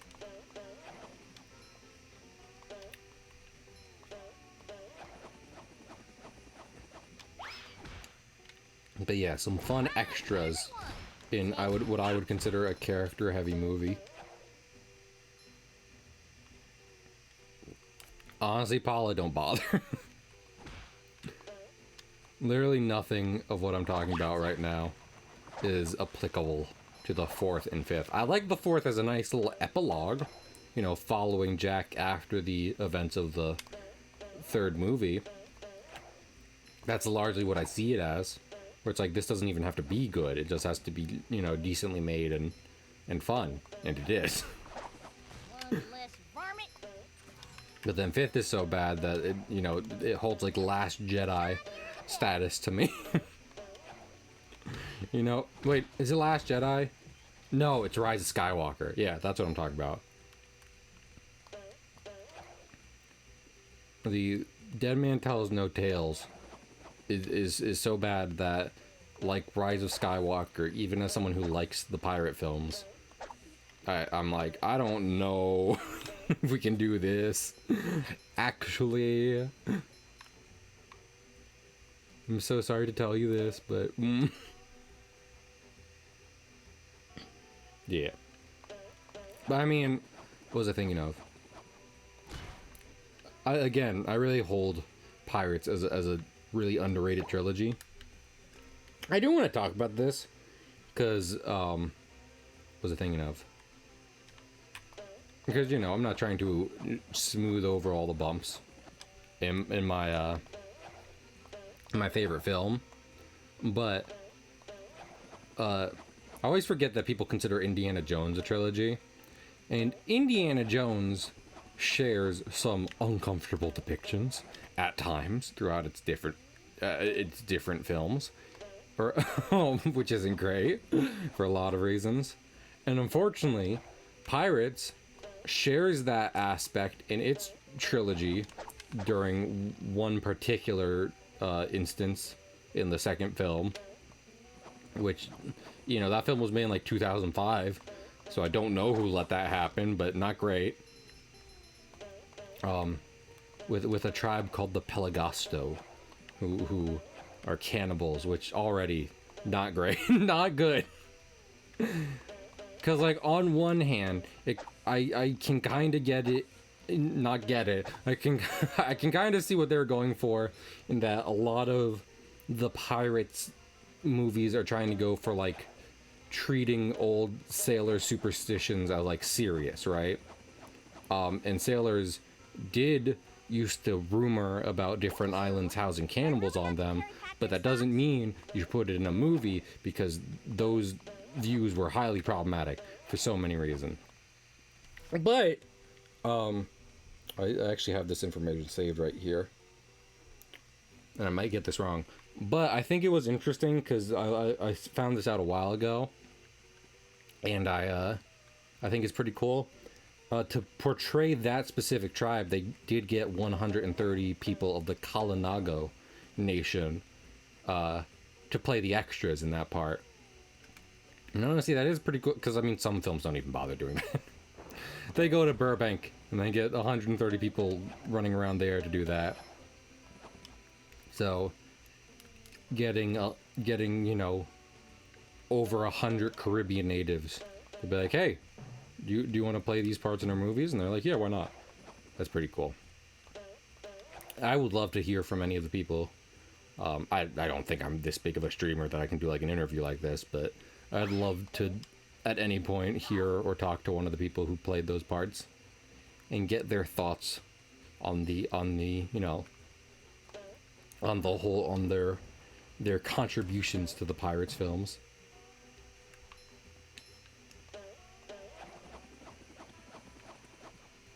But yeah. And, you know, I keep going on about the effects of Pirates of the Caribbean. But I think, I mean, out of everything that people have come to appreciate about those films over the years, even though I'd love for them to appreciate even more, I think that's the biggest one. And part of what helps the movies hold up so well. So many of the, I mean, both practical and digital effects of the Pirates films have aged gracefully as time has gone on. And I mean, heck, that's, I think that's a, I think that's part of what helps sell the whole thing, including the sense of adventure so much. Just, I mean, they had actual ships, like, they didn't have all the things you see in the movie, but they did make actual replicas of all the different ships. For the Pirates films, and no doubt I think that helped to really sell things better than some kind of just doing it on a soundstage.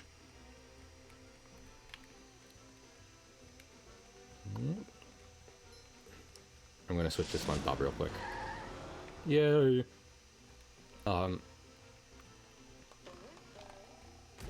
Yeah. I mean, you know, we started this by talking about kind of the aesthetic of, there's something, oh, there is something. The aesthetic of, like, different things in Pirates films. And you can, like, you know, you can put down on paper, like, barnacle-covered, you know, people, fish monsters, as a concept for your fantasy world. And, like, maybe that sounds alright, but the degree to which it is pulled off in a practical sense and through the free films, that has me just like, ooh.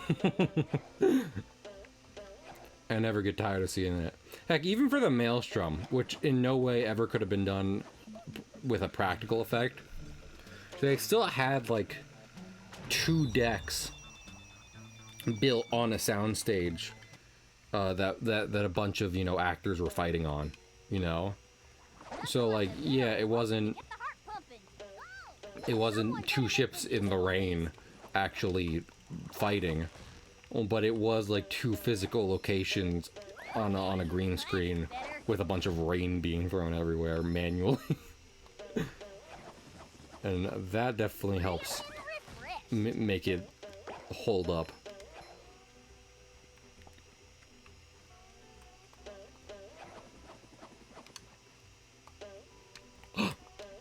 Squirrel bucket.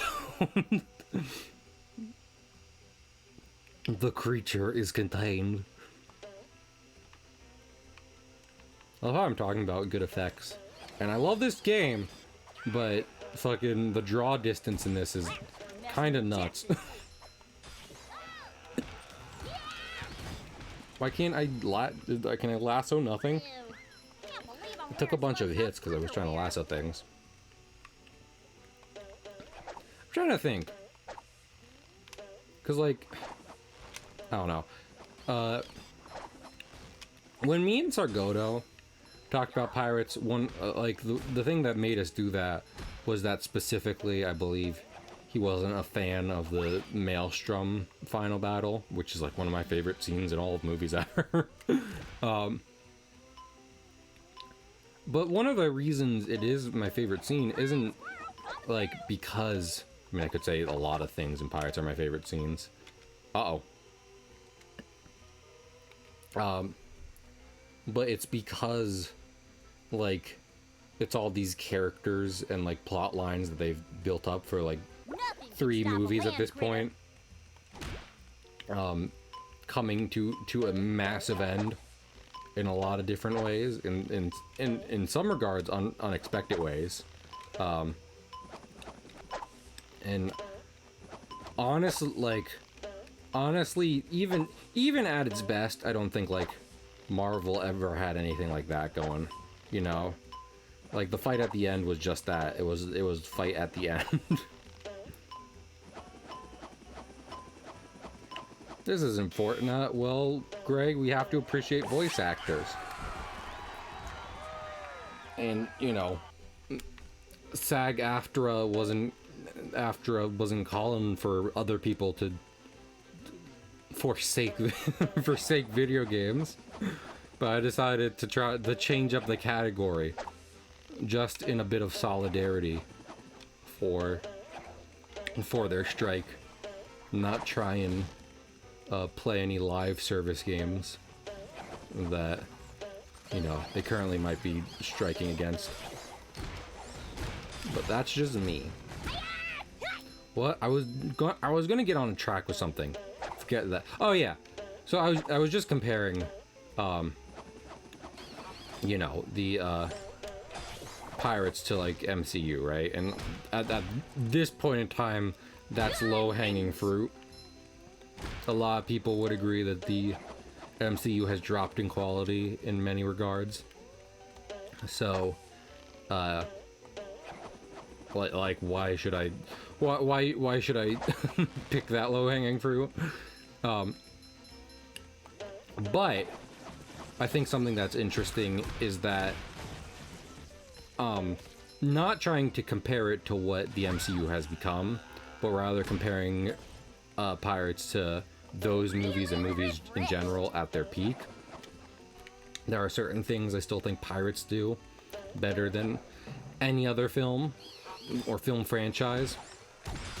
Part of it, I remember seeing a video where someone talked about this, has to do with, like, action and comedy.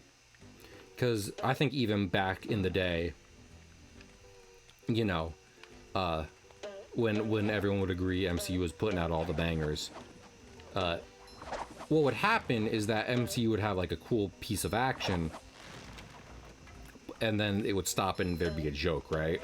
And I think that's the status quo for a lot of movies. But Pirates has a real, again, I got this from a video, so I can't take credit for doing this, like, analysis by myself. Pirates does this cool thing where it melds comedy and action. It doesn't have, like, comedy then action. It has, like, action comedy. in that, like, there will be a really cool fight happening, and then, like, in the middle of it, something will happen that makes you laugh, and then the fight is still going. And I mean, that's really cool just because I think it gets the adrenaline pumping and brain going in a way that, you know, a more broken up, segmented direction wouldn't. Like, you know, when there's a really cool sword fight happening, and then also there's like a joke in the middle, the middle of it that also, you know, progresses the sword fight and acts as a piece of it. Like that, I really think that gets your brain going in a way that, again, if it was just like fight then joke, it wouldn't.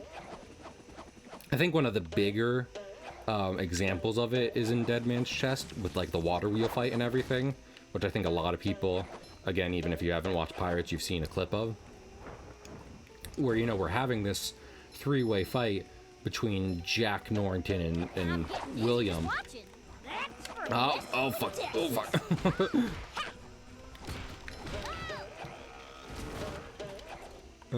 I'm scared. I'm scared of these men now. Okay, there we go. But so in Dead Man's Chest, you have this scene where, you know, Jack trying to get the heart of Davy Jones because he needs it to not die. William wants the heart of Davy Jones to save his dad. And probably like Elizabeth or something. That probably doesn't happen yet. Uh-oh. And Norrington wants it so he can buy his way back to the Royal Navy, right? So all three of these guys want the heart for different reasons. And it's all kind of wacky. So they're fighting, they're in a three-way sword fight across an entire island where they found the chest. And they come to an old church, and as they're fighting all over the old church, they accidentally dislodge an old water wheel that goes rolling across the island. And like, you know, it's funny, it's wacky, it's cool. It probably doesn't make any sense to a lot of people in that it's just like, how in the hell? I love this very small, this incredibly tiny snowboarding section. Oh, I gotta slide. I gotta do a proper slide to jump upwards. I gotcha. Okay. But in a lot of ways, it helps to serve as a joke, while also serving as, like, you know, it's a piece of the fight. Like, the fight hasn't stopped. At no point has action ceased. You know, they're just, this wacky thing has just developed because of and enveloped the fight. So, it's really cool for that. And even when you're looking at the best of movies, Pirates is one of the golden examples of that, as opposed to just something it does. Something else it does, something that you could find anywhere, maybe. Because, I mean, heck, if you just want a Gore Verbinski film starring Johnny Depp, you can just go watch Rango. And lots of people love Rango. I need to give that another try. I think I was too young when I watched that the first time. I can firmly say it was one of the few times I didn't really like how a film looked. But I've definitely warmed up to it. That was just me being a kid. There's a lot of old things. I think Pirates is a badge I wear with pride for, like, you know, Fresh like a spring breeze. Something I liked as a kid and I stand by as an adult. But honestly, like, at the end of the day, my whole childhood was kind of a mess to a degree. So I can definitely see that some opinions have changed just because my young developing brain was in a different place when it first consumed certain piece of media. I feel like a new sponge. I'm not so proud Like a spring breeze. that I won't admit I was wrong, Somehow I thanks don't to think we need a extenuating hand. circumstances. Or rather, like, being influenced, you know. I was under the influence of feel like a being a new shitty child. Fresh like a spring breeze.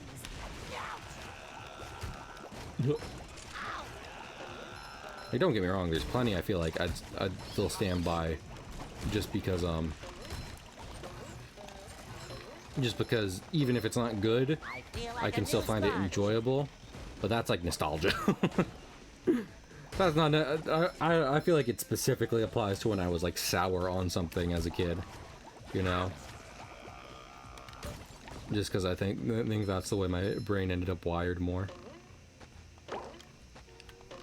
Sometimes pushing a simple button is the most satisfying. Push, push, push, Hello? push. What if I don't want to go back up?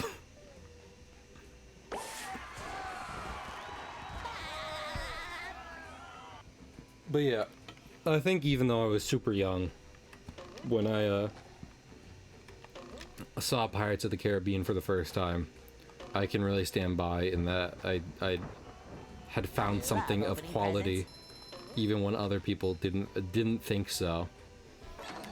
You know.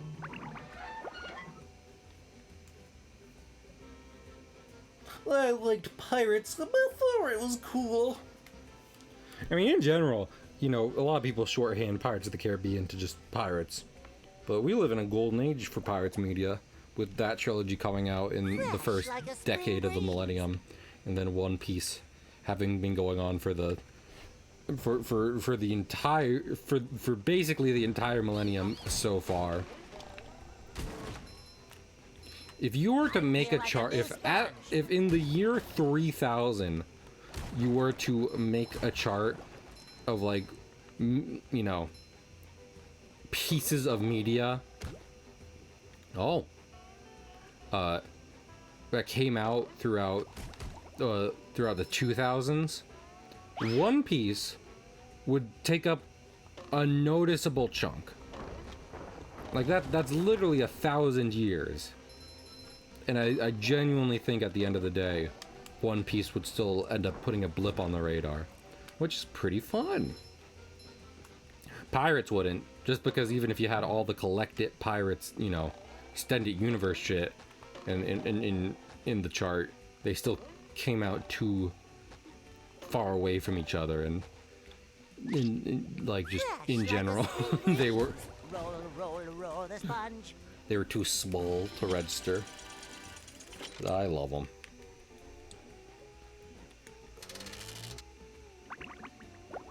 Yeah, I mean, I did that animation tier list, and I remember little things about it, Kyo. But, like, I definitely need to watch it again, too. Because I remember it being good. And much like Pirates of the Caribbean, it was surprisingly adult-oriented. Actually, you know what? Fuck the Sea Needle. We can't even do anything here until we get like the missile upgrade, so we just gotta leave. But yeah, I should watch Pirates Bands of Misfits again. But you know, at the end of the day, I should give live action One Piece a try, just for the reason I'm about to state, which is at the end of the day, I think it's going to be hard for any piece of media, of piratey media, at least in live action or the like, to match Pirates of the Caribbean, just in the sense of scale, you know? Like, no one's gonna, especially with more technology, no one's gonna want to spend $1 million to make real pirate ships and put them on the water. They're not gonna see like a need to. When I still firmly believe that getting those shots of the Caribbean wilds and the sea and everything, those are vital to the feeling of being on like a ship and going out in the water.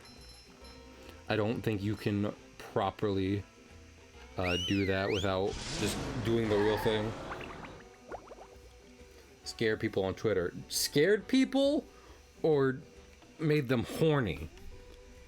Because ever since live action One Piece came out, I feel like I've just seen people horny over Buggy. So Holy shit. Flintlock it is $40, but I'm still gonna look into it. Flintlock: The Siege of Dawn. That was the game Paula was talking about and put in the Discord.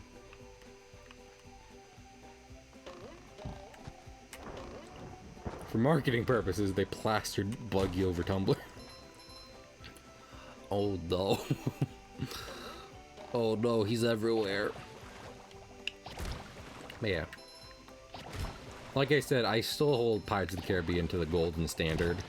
Because at the end of the day, I think the romanticization of pirates, more than just anything horny, is about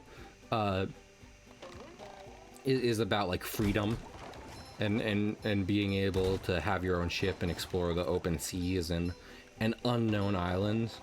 And I really think Pirates of the Caribbean as a trilogy explores that and literary theme that can be associated with it better than most things. But to its credit, One Piece, which is a arguably better written series, even though I would consider it less piratey in a lot of aspects, still shares plenty of those themes. So, especially before time skip, it can do a lot to scratch that itch. Goo Lagoon, a sun-drenched beach of sludge at the bottom of the sea. But I would genuinely say, you know, I think the two things probably that keeps One Piece from feeling as piratey as Pirates of the Caribbean is, one, the kind of, you know, shonen nature of it all, which means that as opposed to fighting with cutlasses and flintlocks, everyone's fighting with wacky powers and gimmicks. So obviously no one's gonna stay very piratey for long. Look at this big old nerd. He's laughing at me for talking about pirates. And the other is like I said, so many of the arcs take place on a single island as opposed to the Straw Hats sailing to different places. Like, that's when the Straw Hats are sailing somewhere else, they're doing it as the interim between arcs and what have you. So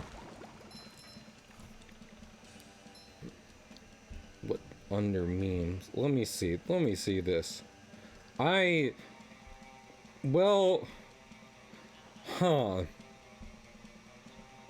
almost feel like you should put a content warning on that, Keo. Not gonna lie to you. You were accurate about jump scare. Even if I was horny for this man, it would be really hard for this not to be considered terrifying. Oh, you also couldn't remove it. That's fun. I go to try and delete it from my Discord, and I still can't remove it. But Buggy's just there. Well, you do look a little red. But yeah, so credit to a live-action One Piece. Like, they did a lot of shooting on location. They made a lot of practical props and everything. Oh no! And it is taking place, like, being the first saga of One Piece. It takes place in what is arguably the most piratey feeling era of the anime. All the towers, and then all you have to do is I'll stay here. But So, I can't swim. because heck, even though, like, I would argue Alabasta as a saga has them traveling more places, I feel like because the Grand Line ends up, you know, being a like extreme place with lots of different environments, it takes away from the kind of islandy, piratey nature you normally associate with, like, you know, the tropics and what have you. They're not in tropical beaches anymore, so it's hard to be like, ah, yes, pirates. And yeah, pirates can go to a lot of places. That's the nature of having your own ship, right? But the human brain likes to see patterns, so There is no doubt that given a long history of books and movies and what have you, pirates have become associated with the tropics, the equator, and the Pacific. So, not much to be done about that. I genuinely feel like the second closest aesthetic you can get to pirates would be like sci-fi, with like space pirates and what have you. The only problem with space pirates is that, you know, space is inherently more deadly to humans than the sea. So like you can't have someone like on deck or out while they're going to a location, because they would die. They would die. So, like Treasure Planet, exactly. I love opening presents. I mean, this is the thing, right? Like, Treasure Planet, and by extension, like Muppet's Treasure Island, they're kind of in a weird place. Because, one, they're both putting, like, their own twist on things. But also, two, like, fucking... I don't know how to break this to fans of both of these movies. This isn't a new pirate story. This is Treasure Island. This is the pirate story. We can't count this as a new definitive piece of pirate media because it's an adaptation of older pirate media. And I wish, listen, I wish it was, you know, it was otherwise. But we have to recognize that, you know,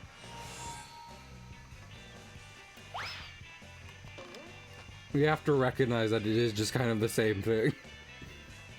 Both are, yeah. And you know, credit to, what was I thinking of? Credit to Muppet Treasure Island, lots of practical on that, obviously. And credit to, Muppet, and credit to Treasure Planet, just because, they have great art direction. And even being in space, it's still just like, hey, look, pirate ships. So, I know this has been me doting on Pirates of the Caribbean. Like that's what it's been meant to be. They're carrying the children out of... I don't know, Mrs. Puff. It looks like they're having a lot of fun. Yes, too much fun if you ask me. Damn it, Mrs. Puff. You can save the children by bubble bashing. Bubble bash all the balloons, then... Can do, Mrs. Got it. Kid, hurt the children. Will do, Mrs. Puff. I feel like a new This is why she's been on the run before, canonically. Anyway. But now just talking about general pirate media. Heck, I can... If I wanted to make a Pirates of the Caribbean podcast, but you know, maybe at some point, I'm like, hey, I'm going to fucking, like, script and note down all the individual things I could talk about in Pirates for an hour by subject, and then I'll just record my thoughts as best I can and turn that into something. But that won't be today. But talking about general pirate media, I do love, I think it's fucking, what's his name? Give me a second. Star Wars.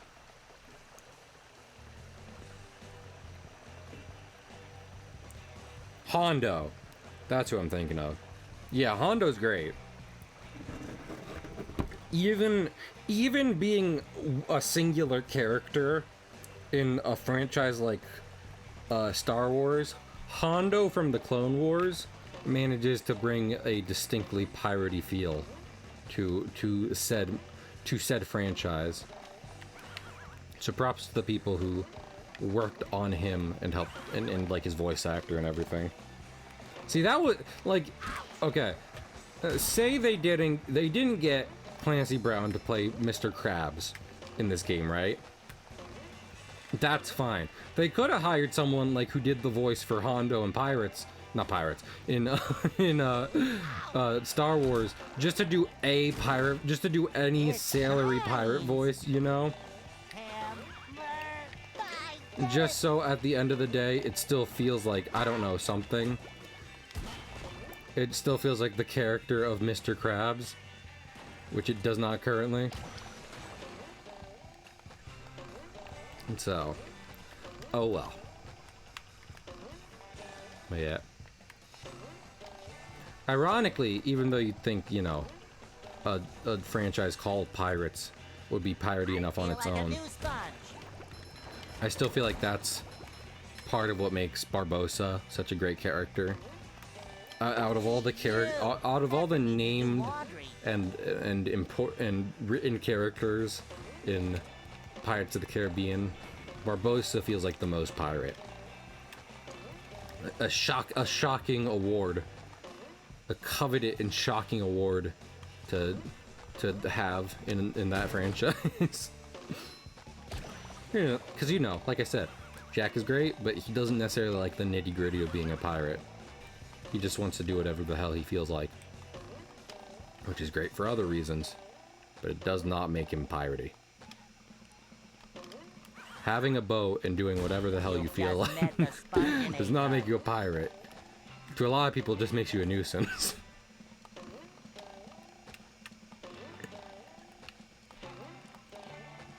Okay, finally. Kept messing up that jump. Ah! Ow! Fucking... Okay, let's see if we can save that child.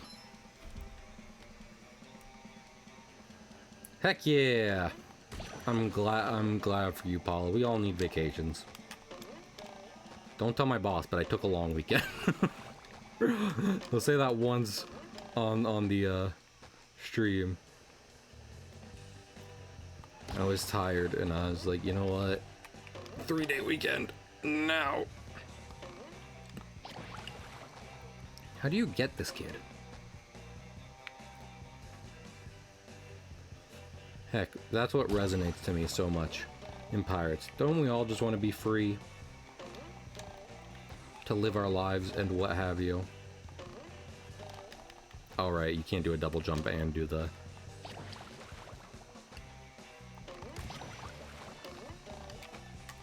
That is weird.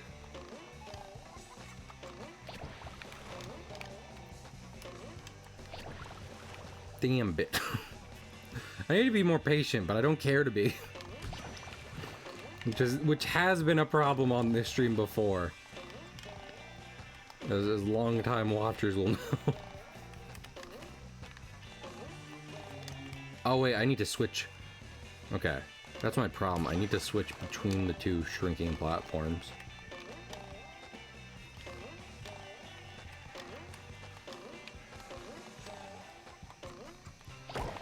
Hey, okay. At least that's done.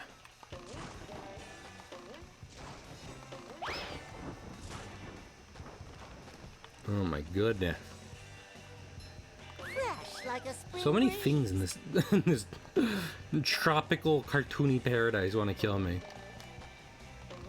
Uh-oh, I can't swim! I remember that episode. Thank you, SpongeBob. Was this made before the movie? I know people have said the SpongeBob movie game feels a lot like Battle for Bikini Bottom, but I don't know if that's, you know, in like retrospect or if it's in, or if it's because it was like a sequel. This was well before the movie. Okay, that's nice. We're still in like the age of genuine SpongeBob. I mean, fucking, that's something that SpongeBob and Pirates of the Caribbean genuinely share in my eyes in terms of a media piece. It's that, you know, they have had continuations after their original creator have left them, but it can really be debated as to whether or not you want to consider them actual examples of the artwork, or if you want to just be like, no. For so many reasons, those don't count. Movie 4 of Pirates, in season 6 of SpongeBob. I didn't have to come up here. Disqualified for multiple reasons.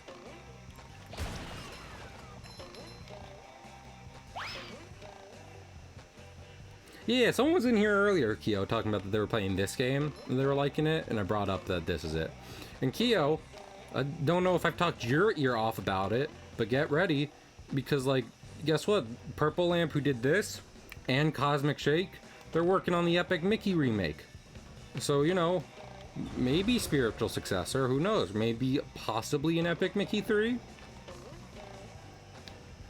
Because granted, Epic Mickey has more of a linear plot than these games do. But you could still probably go with, like, making a spiritual SpongeBob, successor I heard that you were rather than a, you know, Have you seen one? the direct sequel. Why, yes! We were having a sandcastle contest, and somebody put a golden... If I had a castle, I'd name it Fort Pattytown III. And Fort Pattytown III would have a big bake sale every Monday. I mean, I'm hoping well. From what I've seen, I really like what they've gone with the remake of Epic Mickey. This is still related to Pirates, because that Epic Mickey is my favorite game. Pirates is my favorite movie. But, you know, I feel like this one, they were just like, we are going to make a remake so accurate that down to the polygon. All the models, the exact same. No one will have anything to complain about. But with the Epic Mickey remake, they've taken a bit more liberty with making the with how the you know, geometry looks and everything, and I'm okay with it. It looks all right so far. And I think they have addressed generally improving the control scheme.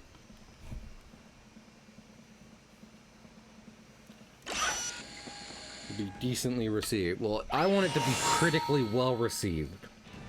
Damn it. I want people to appreciate my dark and twisted mind. Sometimes pushing a simple button is the most satisfying. You see, I'm the jonkler, and Epic Mickey was my one bad day. It made me a twisted little hot topic fiend. And I was like, yeah. Yeah, that's right.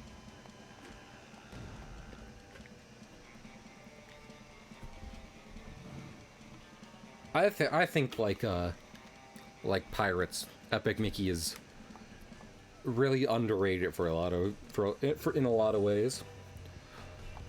Both in its reverence to the source material of just like classic Disney shit, and in the liberties it took with adapting them into a like literal cartoon purgatory, which is a weird thing to say, no doubt, but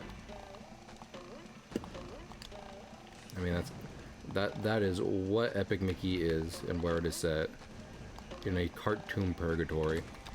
Oh fucking what?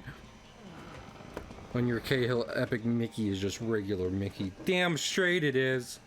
Hi, Gold. Very authentic.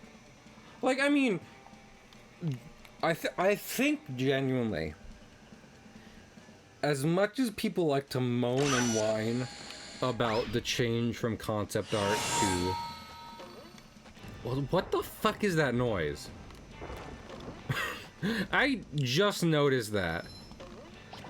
Like, the wild noise occurring as I respawn.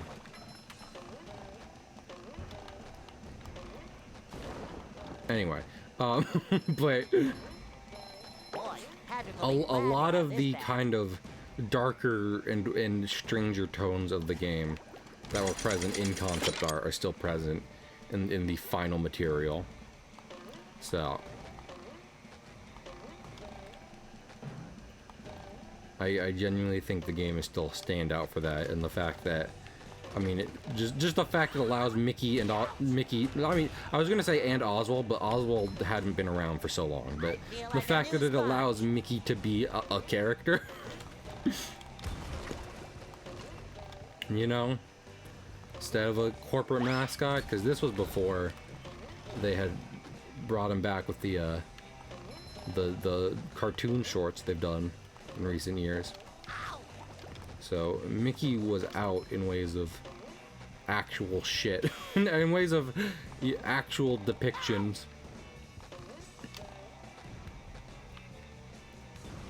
And I can not get up there.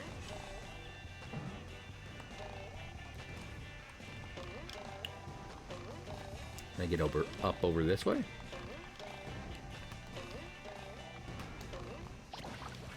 Nope. Not an Disney executive. No, I got what you mean, Keo. And it's true. I mean, heck, people have interviewed him a lot. With the announcement of the remake, and he's like, yeah, I love it. They asked me stuff about it. I have no time for making a new Epic Mickey right now, but I'm glad they're doing the remake. So he's very cool. He definitely has an appreciation for that game he had once made. This is the stupidest canon I've seen ever. I don't know. Whether they make an Epic Mickey 3 or they don't do anything with it, hope he continues being cool. Am I only supposed to go that way? And this canon is refusing to let me.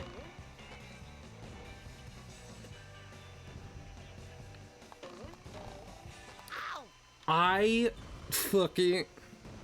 What DuckTales game would have been. Well, wasn't that supposed to be like Epic Donald, or was there actually like a proper DuckTales game in the works?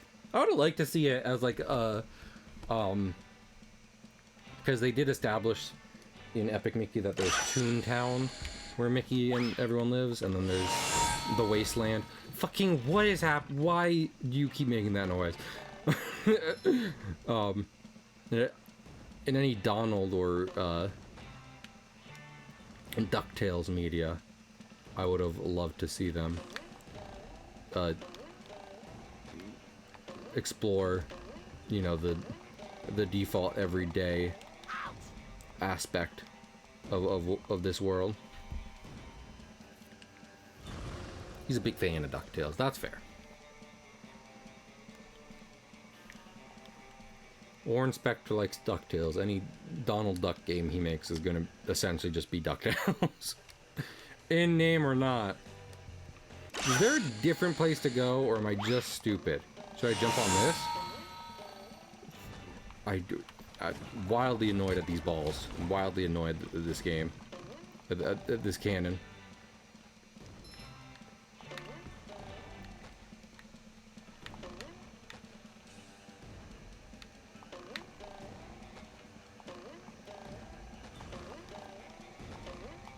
Okay. We're safe. Kind of. Lord. Never do that to me again.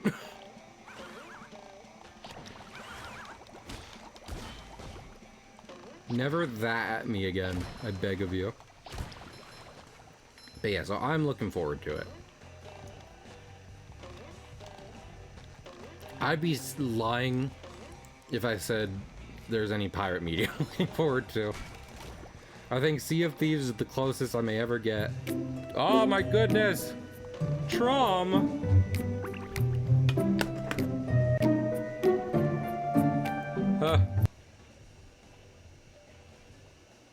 Sounds like a quote. I cannot have a quote system like Pig. People will abuse that way too much. That will go wrong for me so fast. I don't know what you were playing, Tron, but I hope it was a good time. Let's see. I just went to your channel. It says just chatting, but it looked like a game. So yeah. If it was a good time, thank you for the raid. If any raiders don't know me, I'm Cahill. I like games and animating. Play everything from Kirby to Dark Souls. Right now I'm playing some SpongeBob, because we've been largely talking about my favorite films, which I've been wanting to talk about in depth. The Pirates of the Caribbean films.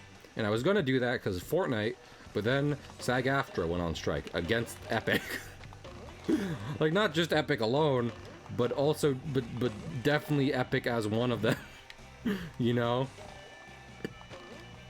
So even though they're not asking for people to you know, like, not play games, I just figured it would be prudent of me to not play a live service game from one of the studios they're striking against. Heck yeah! I hope you had fun with that. Yeah, I had like dinner with my grandparents yesterday, and they were like, Olympic stuff, and I was like, I didn't even fucking know. Didn't even know they were pregnant. That's a Randy Feltface reference. Ah, beans, that gotta be a Patrick. Fresh like a spring breeze. I can be a Patrick over there. Well, I can change to Patrick now.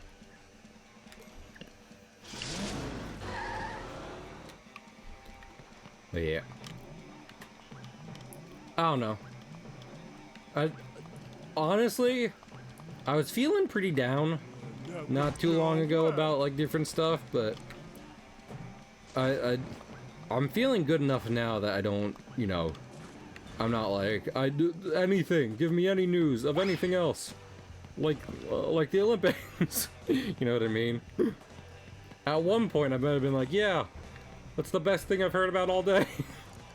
But now I'm just like, you know what, I'm feeling better a bit about how life's. So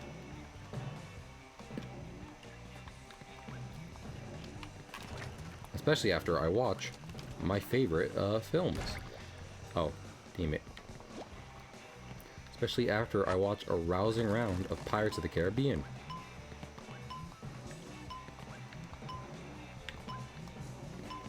Ooh, another one. Aww. Dab faster, Patrick. Chilling finals going on, so I watched along. How'd America do? Bad? Well, wait, do we still have Michael Phelps? This is not great. Is he like our Olympic guy in swimming, or are we like, oh, who cares? Drowned. Damn it. In truly the most insane twist of irony, Olympic level athlete Michael Phelps is drowned.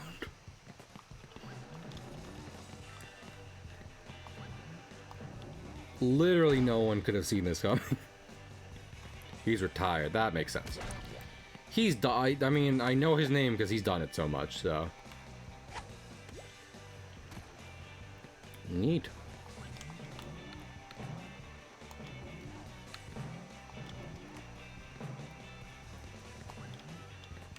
I gotta be careful.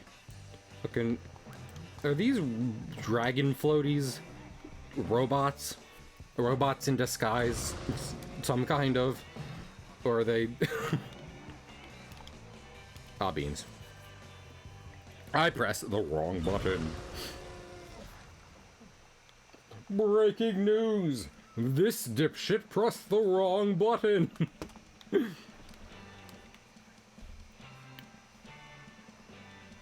Don't let. How about I not try and do SpongeBob impressions I'm gonna break something of yours.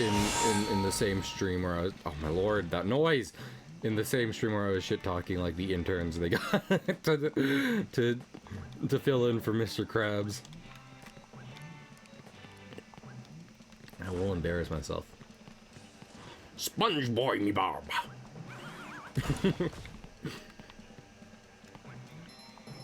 I've wrecked my vocal cords. By drinking ketamine.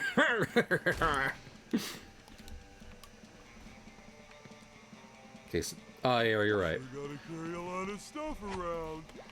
I had not even considered people not wanting to be spoiled on the Olympics. You'd think at this point I'd know people don't want to be spoiled on basically everything. But some things I still find wacky. I say that after definitely spoiling Pirates of the Caribbean. So, sorry about that, if you were hoping to watch those movies blind. Though, you know, the people who were here for, I'd say, a large majority of the stream have been like, yeah, I haven't seen those in a while, so you wouldn't be going in blind either way. Listen, I just like them. I like the funny Squid Man.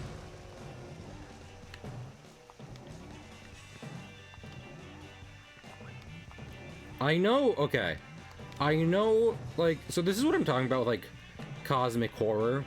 Because it's not just the fact that, like, you know, they reference, like, Aztec gods and Calypso and, like, powers beyond our control residing in the sea. But then there's, like, also Davy Jones specifically, who, while he is a tangible force on the world, like, they're also just like, he cut out his still beating heart and locked it in a box. And it's just like, how, tell me again. And how was he able to do that? Hello, Splatoon girl. Or Splatoon gal, rather. Are you a Squidward now? Are you a Kidward now? Are you a Skid? Are you a Squid?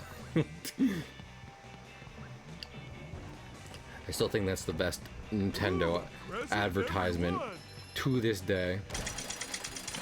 I cannot help it. It's just fun. Squid or a ward? This is Robin. He's my Squidward. Don't you just mean ward? No. He plays Squidward on the hit children's television show SpongeBob SquarePants. Show them. Oh. Oh, that was close. Okay. Well, we're good now. Shouldn't have to go back down there for a good long time. And it's so bad it's good sense. Listen, there's not many advertisements where I like them just like yelling at you, basically. But fucking the old Splatoon advertisements are one of them. Also, I didn't talk. I wanted to talk about that because we've been talking, you know, about pirates, how much I like those films, and the fact that they have those kind of cosmic horror elements. And in watching Dead Man's Chest, I completely forgot to mention the Kraken. Like, cause I feel like in a lot of ways, most franchises tend to try and do what they did in Pirates in a sort of hokey way, where there's a bunch of tentacles coming out of the water. It's like, ooh, scary.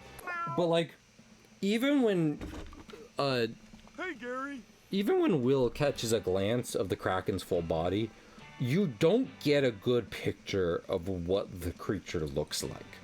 You know? It's this massive monster that like destroys things so quickly that you typically only see the tentacles and appendages of.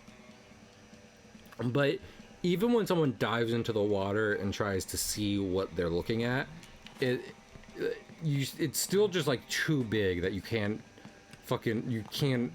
comprehend the thing. So, you know, thalassophobia warning. Fucking ow! Hey, my back feels Why? Particles. Oh my goodness. Why is there a bot? Why was there be a bot? I'm just a little pirate trying to play my sea games with my seamen.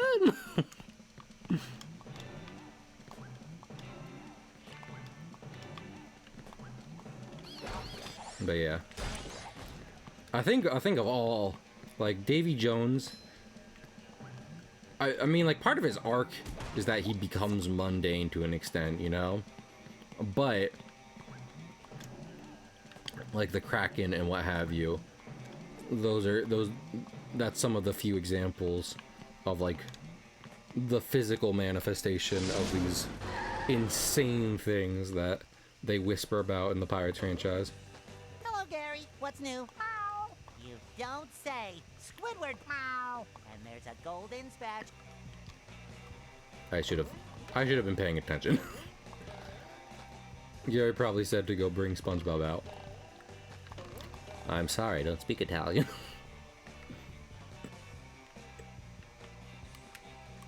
Yeah, sorry about the bot. Sometimes pushing a simple I button was is not the most looking. I was satisfying. thinking about Push, pirates. push, I'm sorry. push. Like I said, I'm just pirate brain right now. Ow. Ow. Damn it. Pretty. No, wait, Catch, fucking catch it.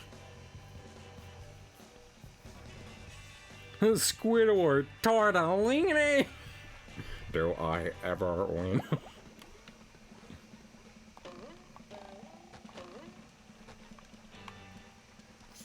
First place in the snail competition goes to Squidward tortellini. It's a good joke. It's a good joke. Is the thing about that joke is that it's pretty good. Cannot Feel lie. like a new sponge. My other brothers, you can't deny. Ah, when a girl walks in, waist thin, and a big box in your face, you get sponge. These dudes are wearing pants. Are these people?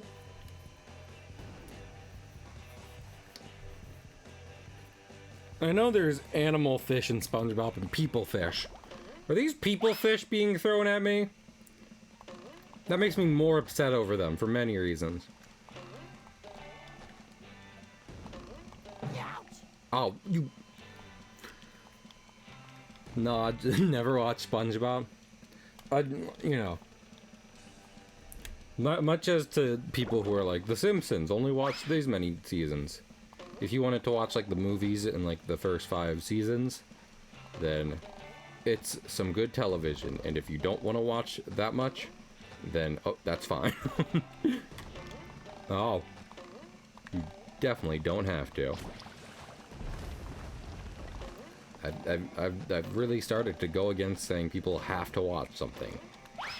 Not fun for anyone, really. Just met the Sponginator.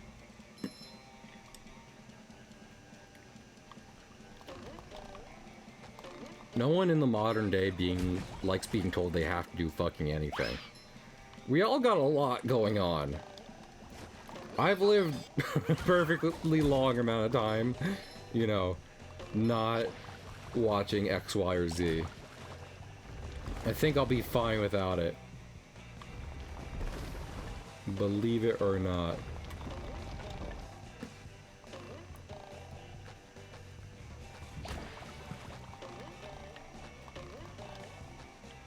I mean, I definitely hope some people in here are just like, I might give Pirates of the Caribbean a shot. But, again, you know, overall, that's like a, what, fucking 13-hour marathon? No. I wildly messed up that math. It is much closer to 9 hours. 9-hour marathon. So, I really screwed the pooch on that one.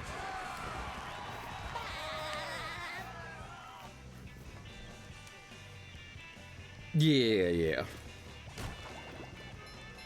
I feel like at the end of the day, what I'd try to end up do is like if we're having like a meaningful conversation about art and shit, and you're like, I like this for these reasons, I would be like, oh, you should try this because I like it for those same reasons. You know what I'm saying?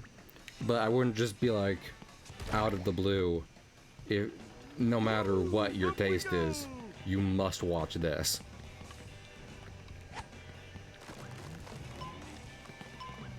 There might be like 3 things in the world I feel that way about now, and not even Pirates is in that club. You know, my favorite films? Not part of that. And Pirate... Patrick cannot make that jump. I'm trying to get up there because I saw a watermelon.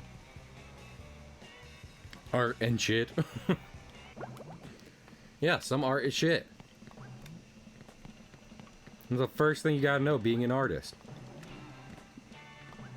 This is art, but it's also shit. That's how most people feel about Picasso. Yeah, fine, I guess this is art, but it's also shit. Get out of here. Get out of here, Pablo. This one goes boom. With your hating woman ass. Let's see if I can go backwards. Will this get me some Patricky stuff? I see a sock up there. And fucking... There was a watermelon up there. And I want... Like... I want one of them. Oh, again! Sock or watermelon. Your choice.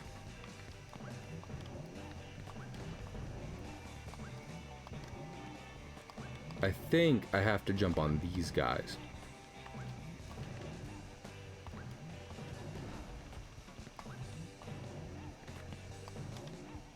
Uh-oh. Oh! I'd fucking do it! Adding Picasso hater to take Cahill's tag. I feel like I can't not be a Picasso hater. Being friends with Deja. I think it's Deja. Deja's a full-on studio artist. And heck, they've had pieces in galleries before. And if I remember correctly, they hate Picasso and how much he doesn't like women. So. But you know, sometimes there's not a shadow. For anyone who needs like basic lessons in game designs, you typically in a 3D platformer use a character's like just kind of rounded shadow to mark where they are while they're in the air. And sometimes there's a shadow. Yeah, see? Sometimes there's a shadow here. Sometimes there's not. Did someone mention me? No, I didn't mention you. But it's me, Shadow the Hedgehog. I am the ultimate life form. It's me, Shadow the Hedgehog. Are you going to see Sonic 3 in theaters? I'm not going to see Sonic 3 in theaters, probably. Probably catch it on demand, but you should. You're going to shoot my friend Maria. From Toy Story. There was a Picasso scene in Toy Story? I forget that. I definitely don't remember enough Toy Story. There's that too. Yeah, do you want to play Sonic Generations? We can also watch my best friend Maria get shot there. They keep shooting. Ouch! Fucking... Thanks, Skull. It's nice to meet you, Shadow the Hedgehog. Thanks, Solid Snake. It's nice to meet you too. We've never had a conversation before, have we? No, we haven't. We're not in the same franchise. Yeah, we're not. Who's talking now? I don't know.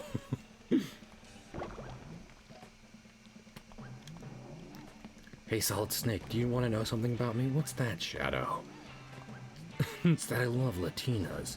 Oh, we're the same that way, Shadow. I spent a lot of years in South America. Fighting with Latinas, if you know what I'm saying.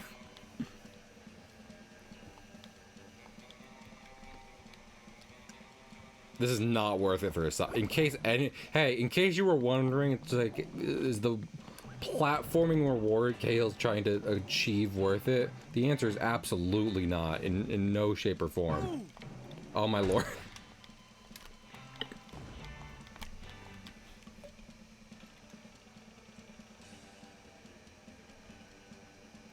Should I just do one Patrick hop? Are these tikis exactly one Patrick hop across? Just woke up. Hi, Yui. Hi, Yui. Hi, Yui. Yui, it's me. Snake, it's me. Shadow. Yui, how do you feel about Latinas? Yeah, Yui. Yui, tell us how you feel about Latinas. You can't be in our cool Snake and Shadow Club if you can't talk about Latinas. Yeah, the Snake and Shadow Club are for people named Snake and Shadow, and who love Latinas.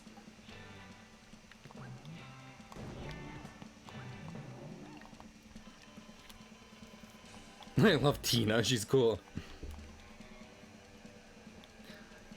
I don't know Tina, but I know Tifa from Final Fantasy. Tifa, come over here, say hello. Hi everyone, it's me, Tifa Lockhart, from Final Fantasy. This is how I sound. Yeah, everyone knows that, Tifa. Everyone knows that you sound like that. Yeah. Tifa, do you love Latinas? I do love Latinas. Tifa, would you like to join our Snake and Shadow Club? I would love to join your Snake and Shadow Club. Everyone blame this on Gold. Everyone blame this on Gold. Gold shit talked my voice acting. Fucking, I need to stop doing this. Clearly this was never meant to be. Okay, so now what? Fucking, shut up, Patrick. The robot go boom. Cause you're a fat ass that makes it so we can't land on the tikis.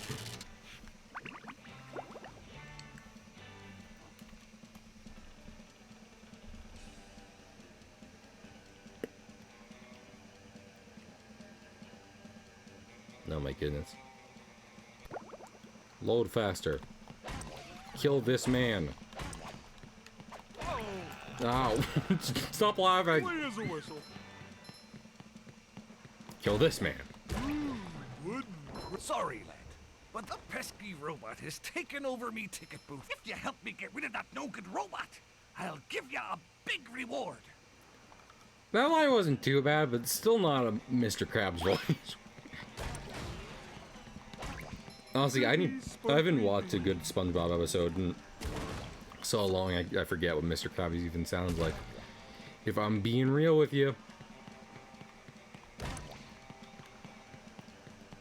I gotta be honest. Die. Damn, they had to fade to black on that one. Well, if you stand, you know, if as long as SAG, so long as SAG-AFTRA gets what they're demanding from different studios in terms of video game voice acting, then your career in voice acting could be real bright. Did you just cheap out on me, Mr. Krabs? Damn you. No, they did not. Yeah. Like I said, just trying to do my little part. I chose personally not to play any live service games, especially from the studios they are currently boycotting, which would include like Fortnite. So like I might still play those personally with friends if anyone is just like, hey, I'll hop on Fortnite. I'll be like, okay. But for stream and everything, I'm definitely not going to advertise them. I know there was a couple ones I'm not familiar with, but have definitely worked on some stuff. One was Epic, one was Disney Interactive, and then there's different thing. You can go to their website, like it's the first thing on their website.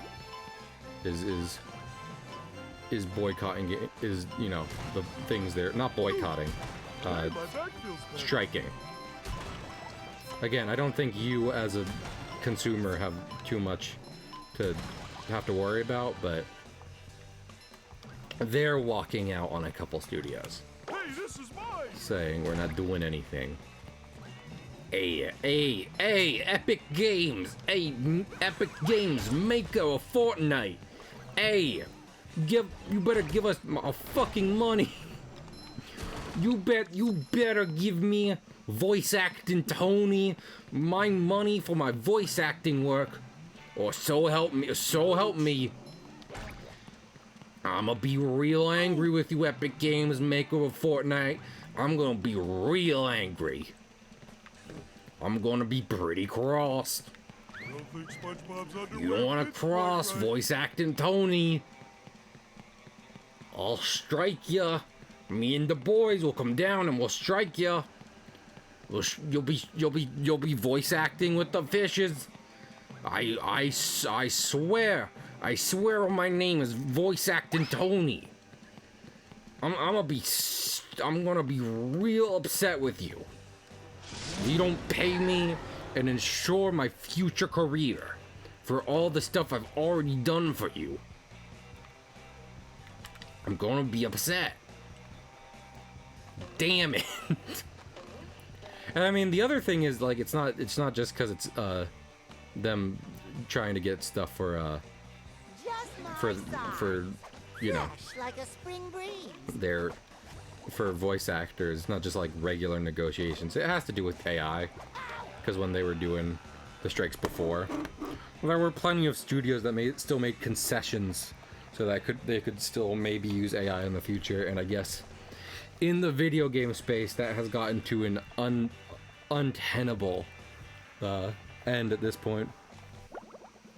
Hey, Epic Games, I got your Fortnite right here. It's a fortnight of me not working for you, you piece of shit. I swear to you on all that is voice acting Tony.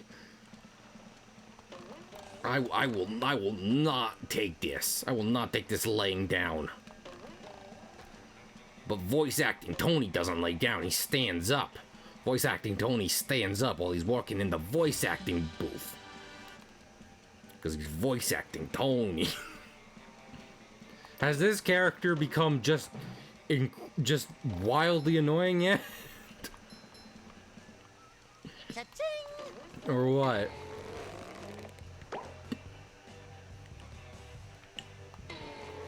Should I be trying to hit these guys? Oh.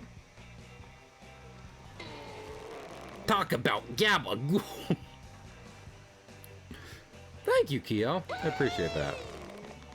But yeah.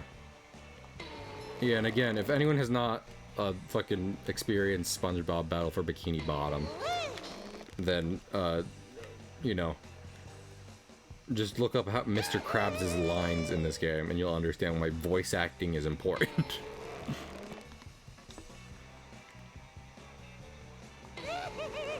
Not that I ever stream live service games, yeah.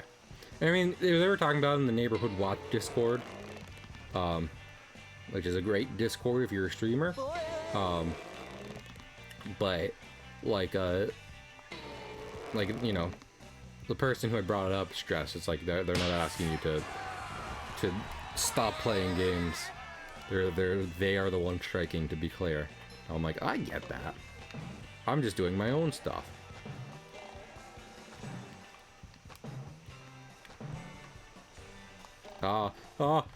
Damn it. Damn it. Damn it. My favorite character, SpongeBob SquarePants. He's sleeping with the fishes, and now I voice act the Tony. I'll never get a chance to voice act him if Tom Kenny ever didn't reprise his role. That was my dream job. My dream job as voice acting Tony. Was getting to voice SpongeBob in an official Nickelodeon production. Now I can't because he's dead. Damn it. Let me just cut you off a slice of voice acting Tony's interpretation of SpongeBob. Hey, it's me, fucking SpongeBob. you want a piece of this sponge, huh? You want a piece of this gabagool fucking sponge? You piece of squid shit. I'm SpongeBob.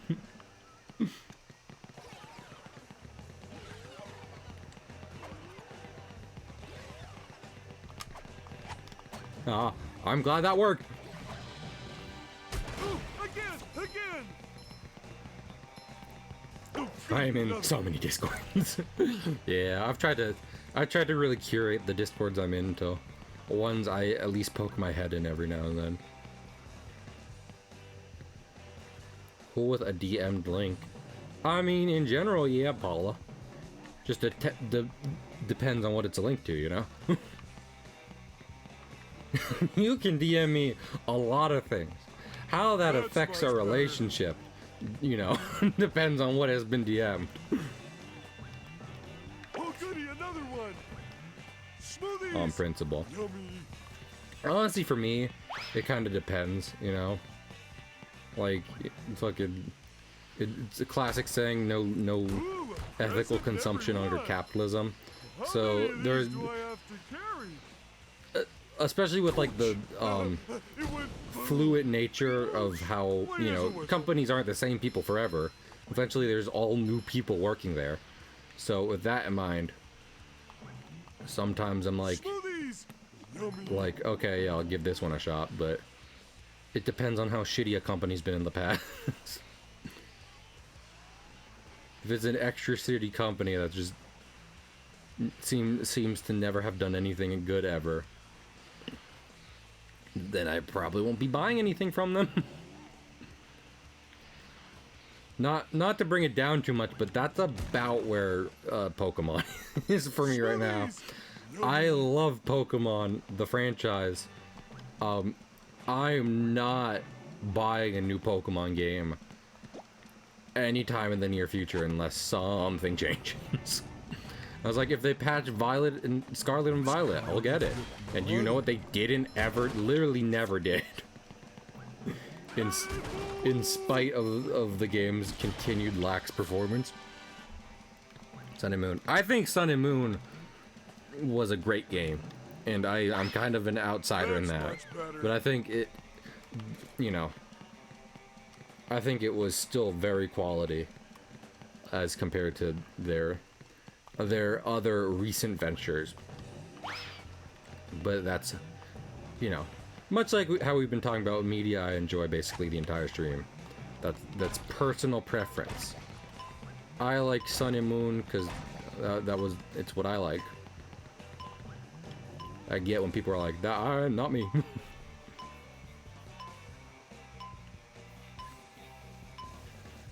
Pokemon Legends games. I haven't tried those either, Trom. I've heard good things about them, but like, you know, how I've talked about, like, I like Pirates for Adventure and what have you. I go to Pokemon for certain things, and Legends wasn't necessarily offering what I typically go to Pokemon for. And on top of that, it didn't, you know, in terms of performance, it didn't seem to be doing much better than any of their other recent games. So I didn't pick that one up myself either, even though I heard it was one of the cooler things they went out about. Sure gotta carry a lot of stuff around. Heck, I'm gonna be getting the Dragon Quest remakes because they're doing what I would just like from a, you know, a new Pokemon game. Some cool voxel art of a classic 2D formula. So, Pokemon was like, "Hey, we're doing Johto remakes, but we're no more 3D shit. We are doing voxel this time." I'd be like, "I am getting this game." I was gonna say Kanto remake, but I feel like no matter what they did with a Kanto remake, people would be upset. So, for purposes of argument, we will say they do like a Johto or Hoenn, another Hoenn remake. Because every Pokemon game needs 2 more remakes.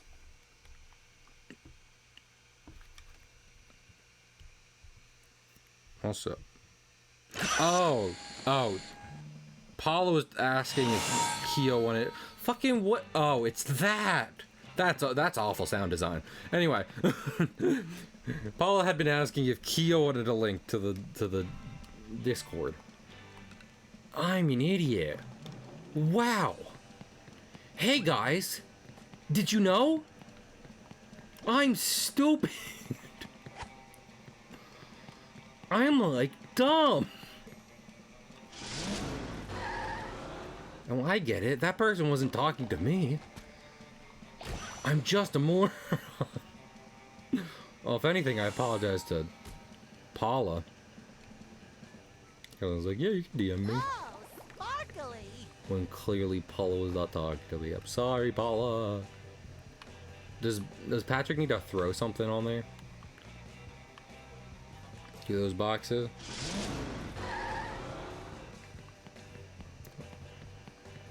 You're not wrong. Do love me a classic RPG. I need to play more of Final Fantasy 3. But fucking... Where's the time? Where's the time and seasoning? Even it out, okay. Honestly, Paul, you go ahead and DM me whatever the hell you feel like. As an apology. As a form of me apologizing. This one goes boom. Paula, you get one free pass. Heavy asterisk. I say that and Paula's just like, in 1972, I murdered 3 people. They still haven't found the bodies. Paula, why? I can't live with this. You said I get a free pass, Cahill. You said I could tell you anything. This counts as anything. Hey Paula, it's me, Shadow the Hedgehog. And me, Solid Snake. Would you like to join our club? I would like to join your club. I can do one voice.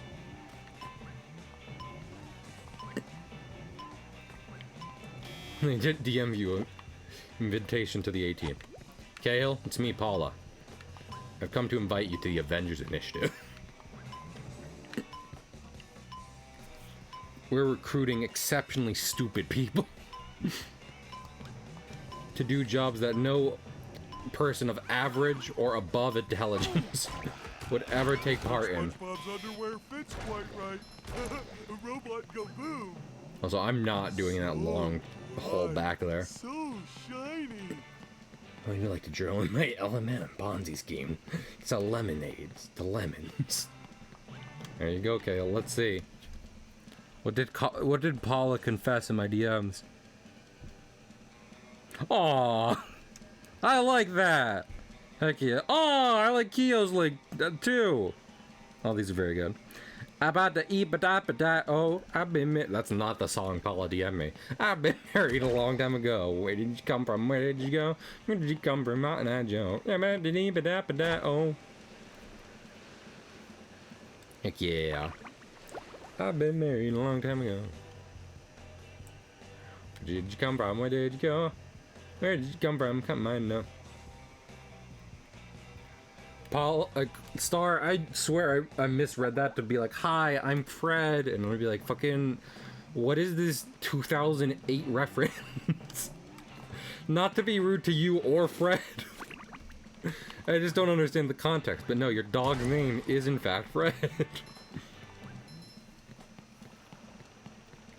Here is Again, your I'm just the dumbest man. Oh boy, oh boy, oh boy. Rarely has there been a dumber than me. I bet to eat ba-da, oh, I've been married a long time ago. Heck yeah. Love dog relatives. How can I have a dog cousin, as it were, that's the one I always talk about, dog sitting. Woo, up we go. She's great. Such a good girl. There was only one time she ever gave me trouble, which is specifically when I took my eyes off her for 1 minute. And she destroyed a rug. Just fucking annihilated that shit. She literally had never done anything bad beforehand. And then I don't pay attention to her for all of 3 seconds. Am I supposed to do something with that over there? YN. Am I supposed to do something with it as SpongeBob? Was that the thing Larry was talking about? Probably was. I've been so focused about my own stupidity and pirates, I was not paying attention to the plot. Congratulations! Okay. Worked out. Oh, Brug didn't stand a chance. Okay, I think we can do the boss fight now. And we have 27 spatulas, and I'm pretty sure... Wait, no, I got like 5 from Mr. Krabs and Patrick. So we're missing a few spatulas. Ah, I stepped on a crack and died. I'm my own mother. I'm Shadow the Hedgehog. I'm asexual.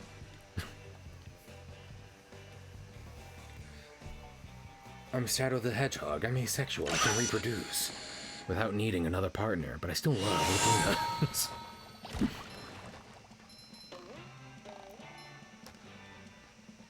Never doubt an asexual. An asexual creature's love for Latinas. Now, to be clear, when I say asexual, I'm not talking about the sexuality. I mean literally, I, Shadow the Hedgehog, don't need another partner to produce another Shadow the Hedgehog. I don't have genitalia. I can't stress enough.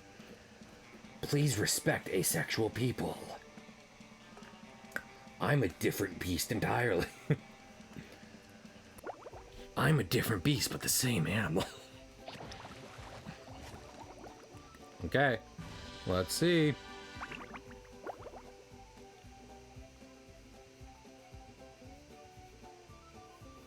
Honestly, we all know if there is a single Ace Sonic character, it is Sonic himself. And if you don't know what I'm talking about, go look at some good Sonic media, like the IDW comics, or you know, some of the decently recent games, like Frontiers or what have you. Look at those squares. In this corner, defending the Poseidon, a small square guy. Hi. Challenger, a huge murderous robot shaped like a squirrel. Ooh. It's a giraffe. I think I need to get home to feed Gary. Archie Comics, we've talked about this before. Archie Feel like Comics a new truly go sponge. wild places, but it's not necessarily the fault of Sonic, as much as it is the fault of the Ow! I guess SpongeBob independent won't be writers. winning that Fresh like a way. spring breeze. Ouch. How do I? SpongeBob has an opening, but will he get the drop on the robot? Ow. I guess SpongeBob I won't feel be like a winning new that sponge. way. Thank you, well-voiced Looks like announcer. The robot's left itself vulnerable. Yay! Barrier reef. Oh, do I just have to land back down and bounce it up? I don't even have to land on the robot. Looks like the robot's left itself vulnerable. Yes. I Now just have to the launch it into the robot's lights. taking a beating out there. Fresh like a spring breeze. Fuck you, mechanic facsimile, my friend. The robot better change tactics and Damn. I want to play. I want to play. Bounce and throw the head. You got it. whoa.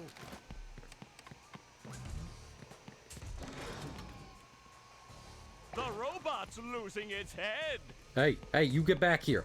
Hey, get back here. Tony! Oh. What a shocking takedown. Oh, my by nose Patrick. itches. Of all the worst times to do this.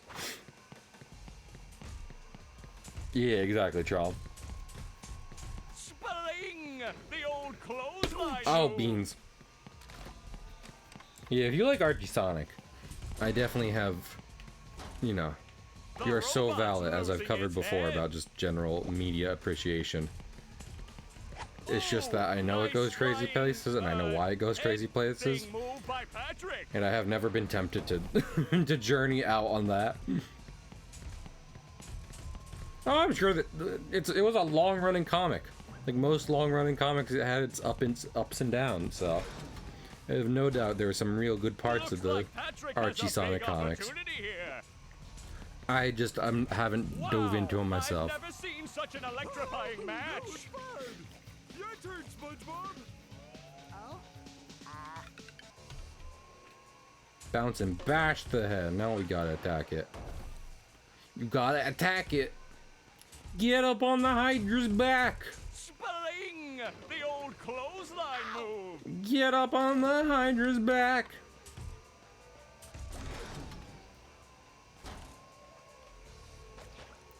Hey, I tried. Oh. Oh, what an uppercut! I know they're good. Ow! I Oh, guess SpongeBob never mind. won't be winning that way. It still affects the main body. Wi-Fi. Bluetooth. Have you heard of a little device called Bluetooth? That might give you the answers you're looking for.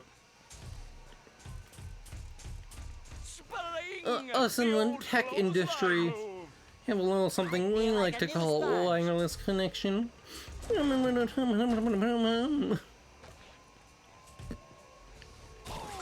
an uppercut!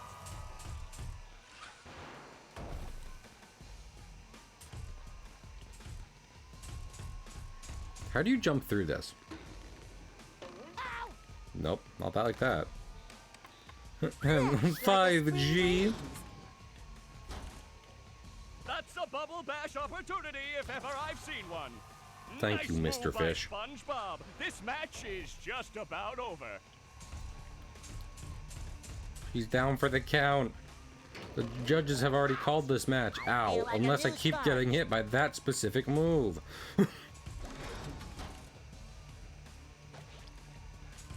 That robot is down and staying down. What an upset here at the Poseidon. Sick. That was quite a battle. Tell him what he's won, Johnny. It's Johnny. a new power, the Bubble Bowl.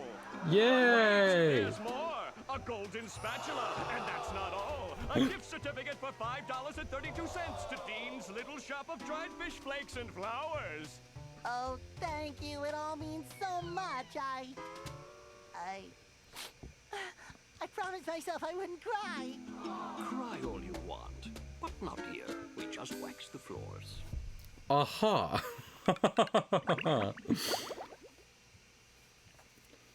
Whoop. I think that's gonna be our stream. Not what I was expecting, but we might be coming back to SpongeBob in the near future. And I did get my pirate talk out, so it all kind of works out, you know. Hey, Plankton. Oh. Yes? I was just wondering. Have they? I really haven't noticed. Yeah. And then there's that big flashing neon sign that says Robot Headquarters. Not suspicious at all. SpongeBob, I'm your friend, right? No, Eh. not really. Exactly. And as your non-friend, I worry about you. Like right now, you tell you what I'm gonna do. I'm gonna think for you. This way you won't That's hurt healthy. yourself. And you Thanks, Plankton. You're the best non-friend a friend could have. Sponge Robert. Alright, let's see. Who is good to raid? My butt hurts. No thieving tonight? Nah. See that? I mean, I was talking about that. Yui. I was tempted to go to Sea of Thieves for talking about Pirates of the Caribbean, but at the end of the day, it's another live service game, and I don't know if that in particular has any association with the strikes going on right now, but just in general. I'm trying to keep it contained right now.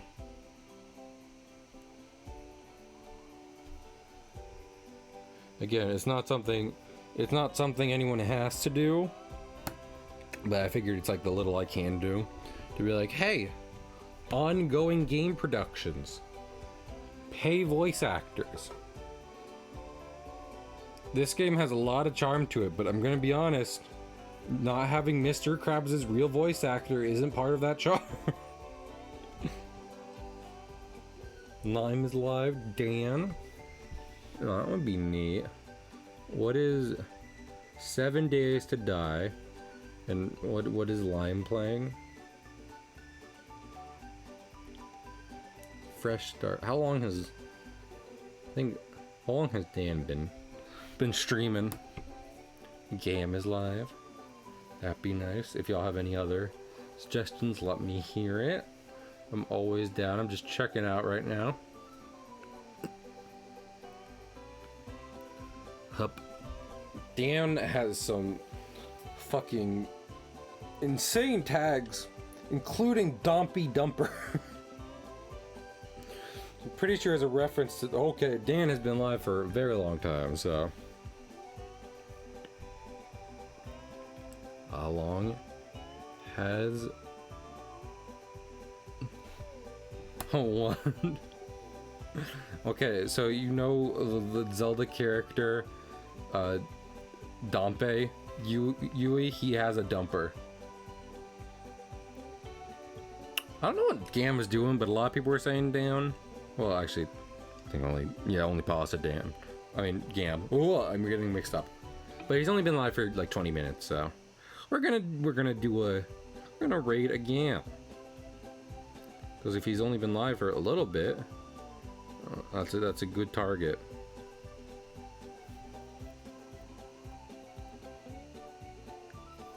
You need to have a thick ass to work on that one, the grave site.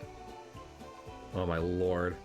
I was like, what is Gam doing? And now I see, and this is insane. Anyway, I hope you all enjoyed today's stream.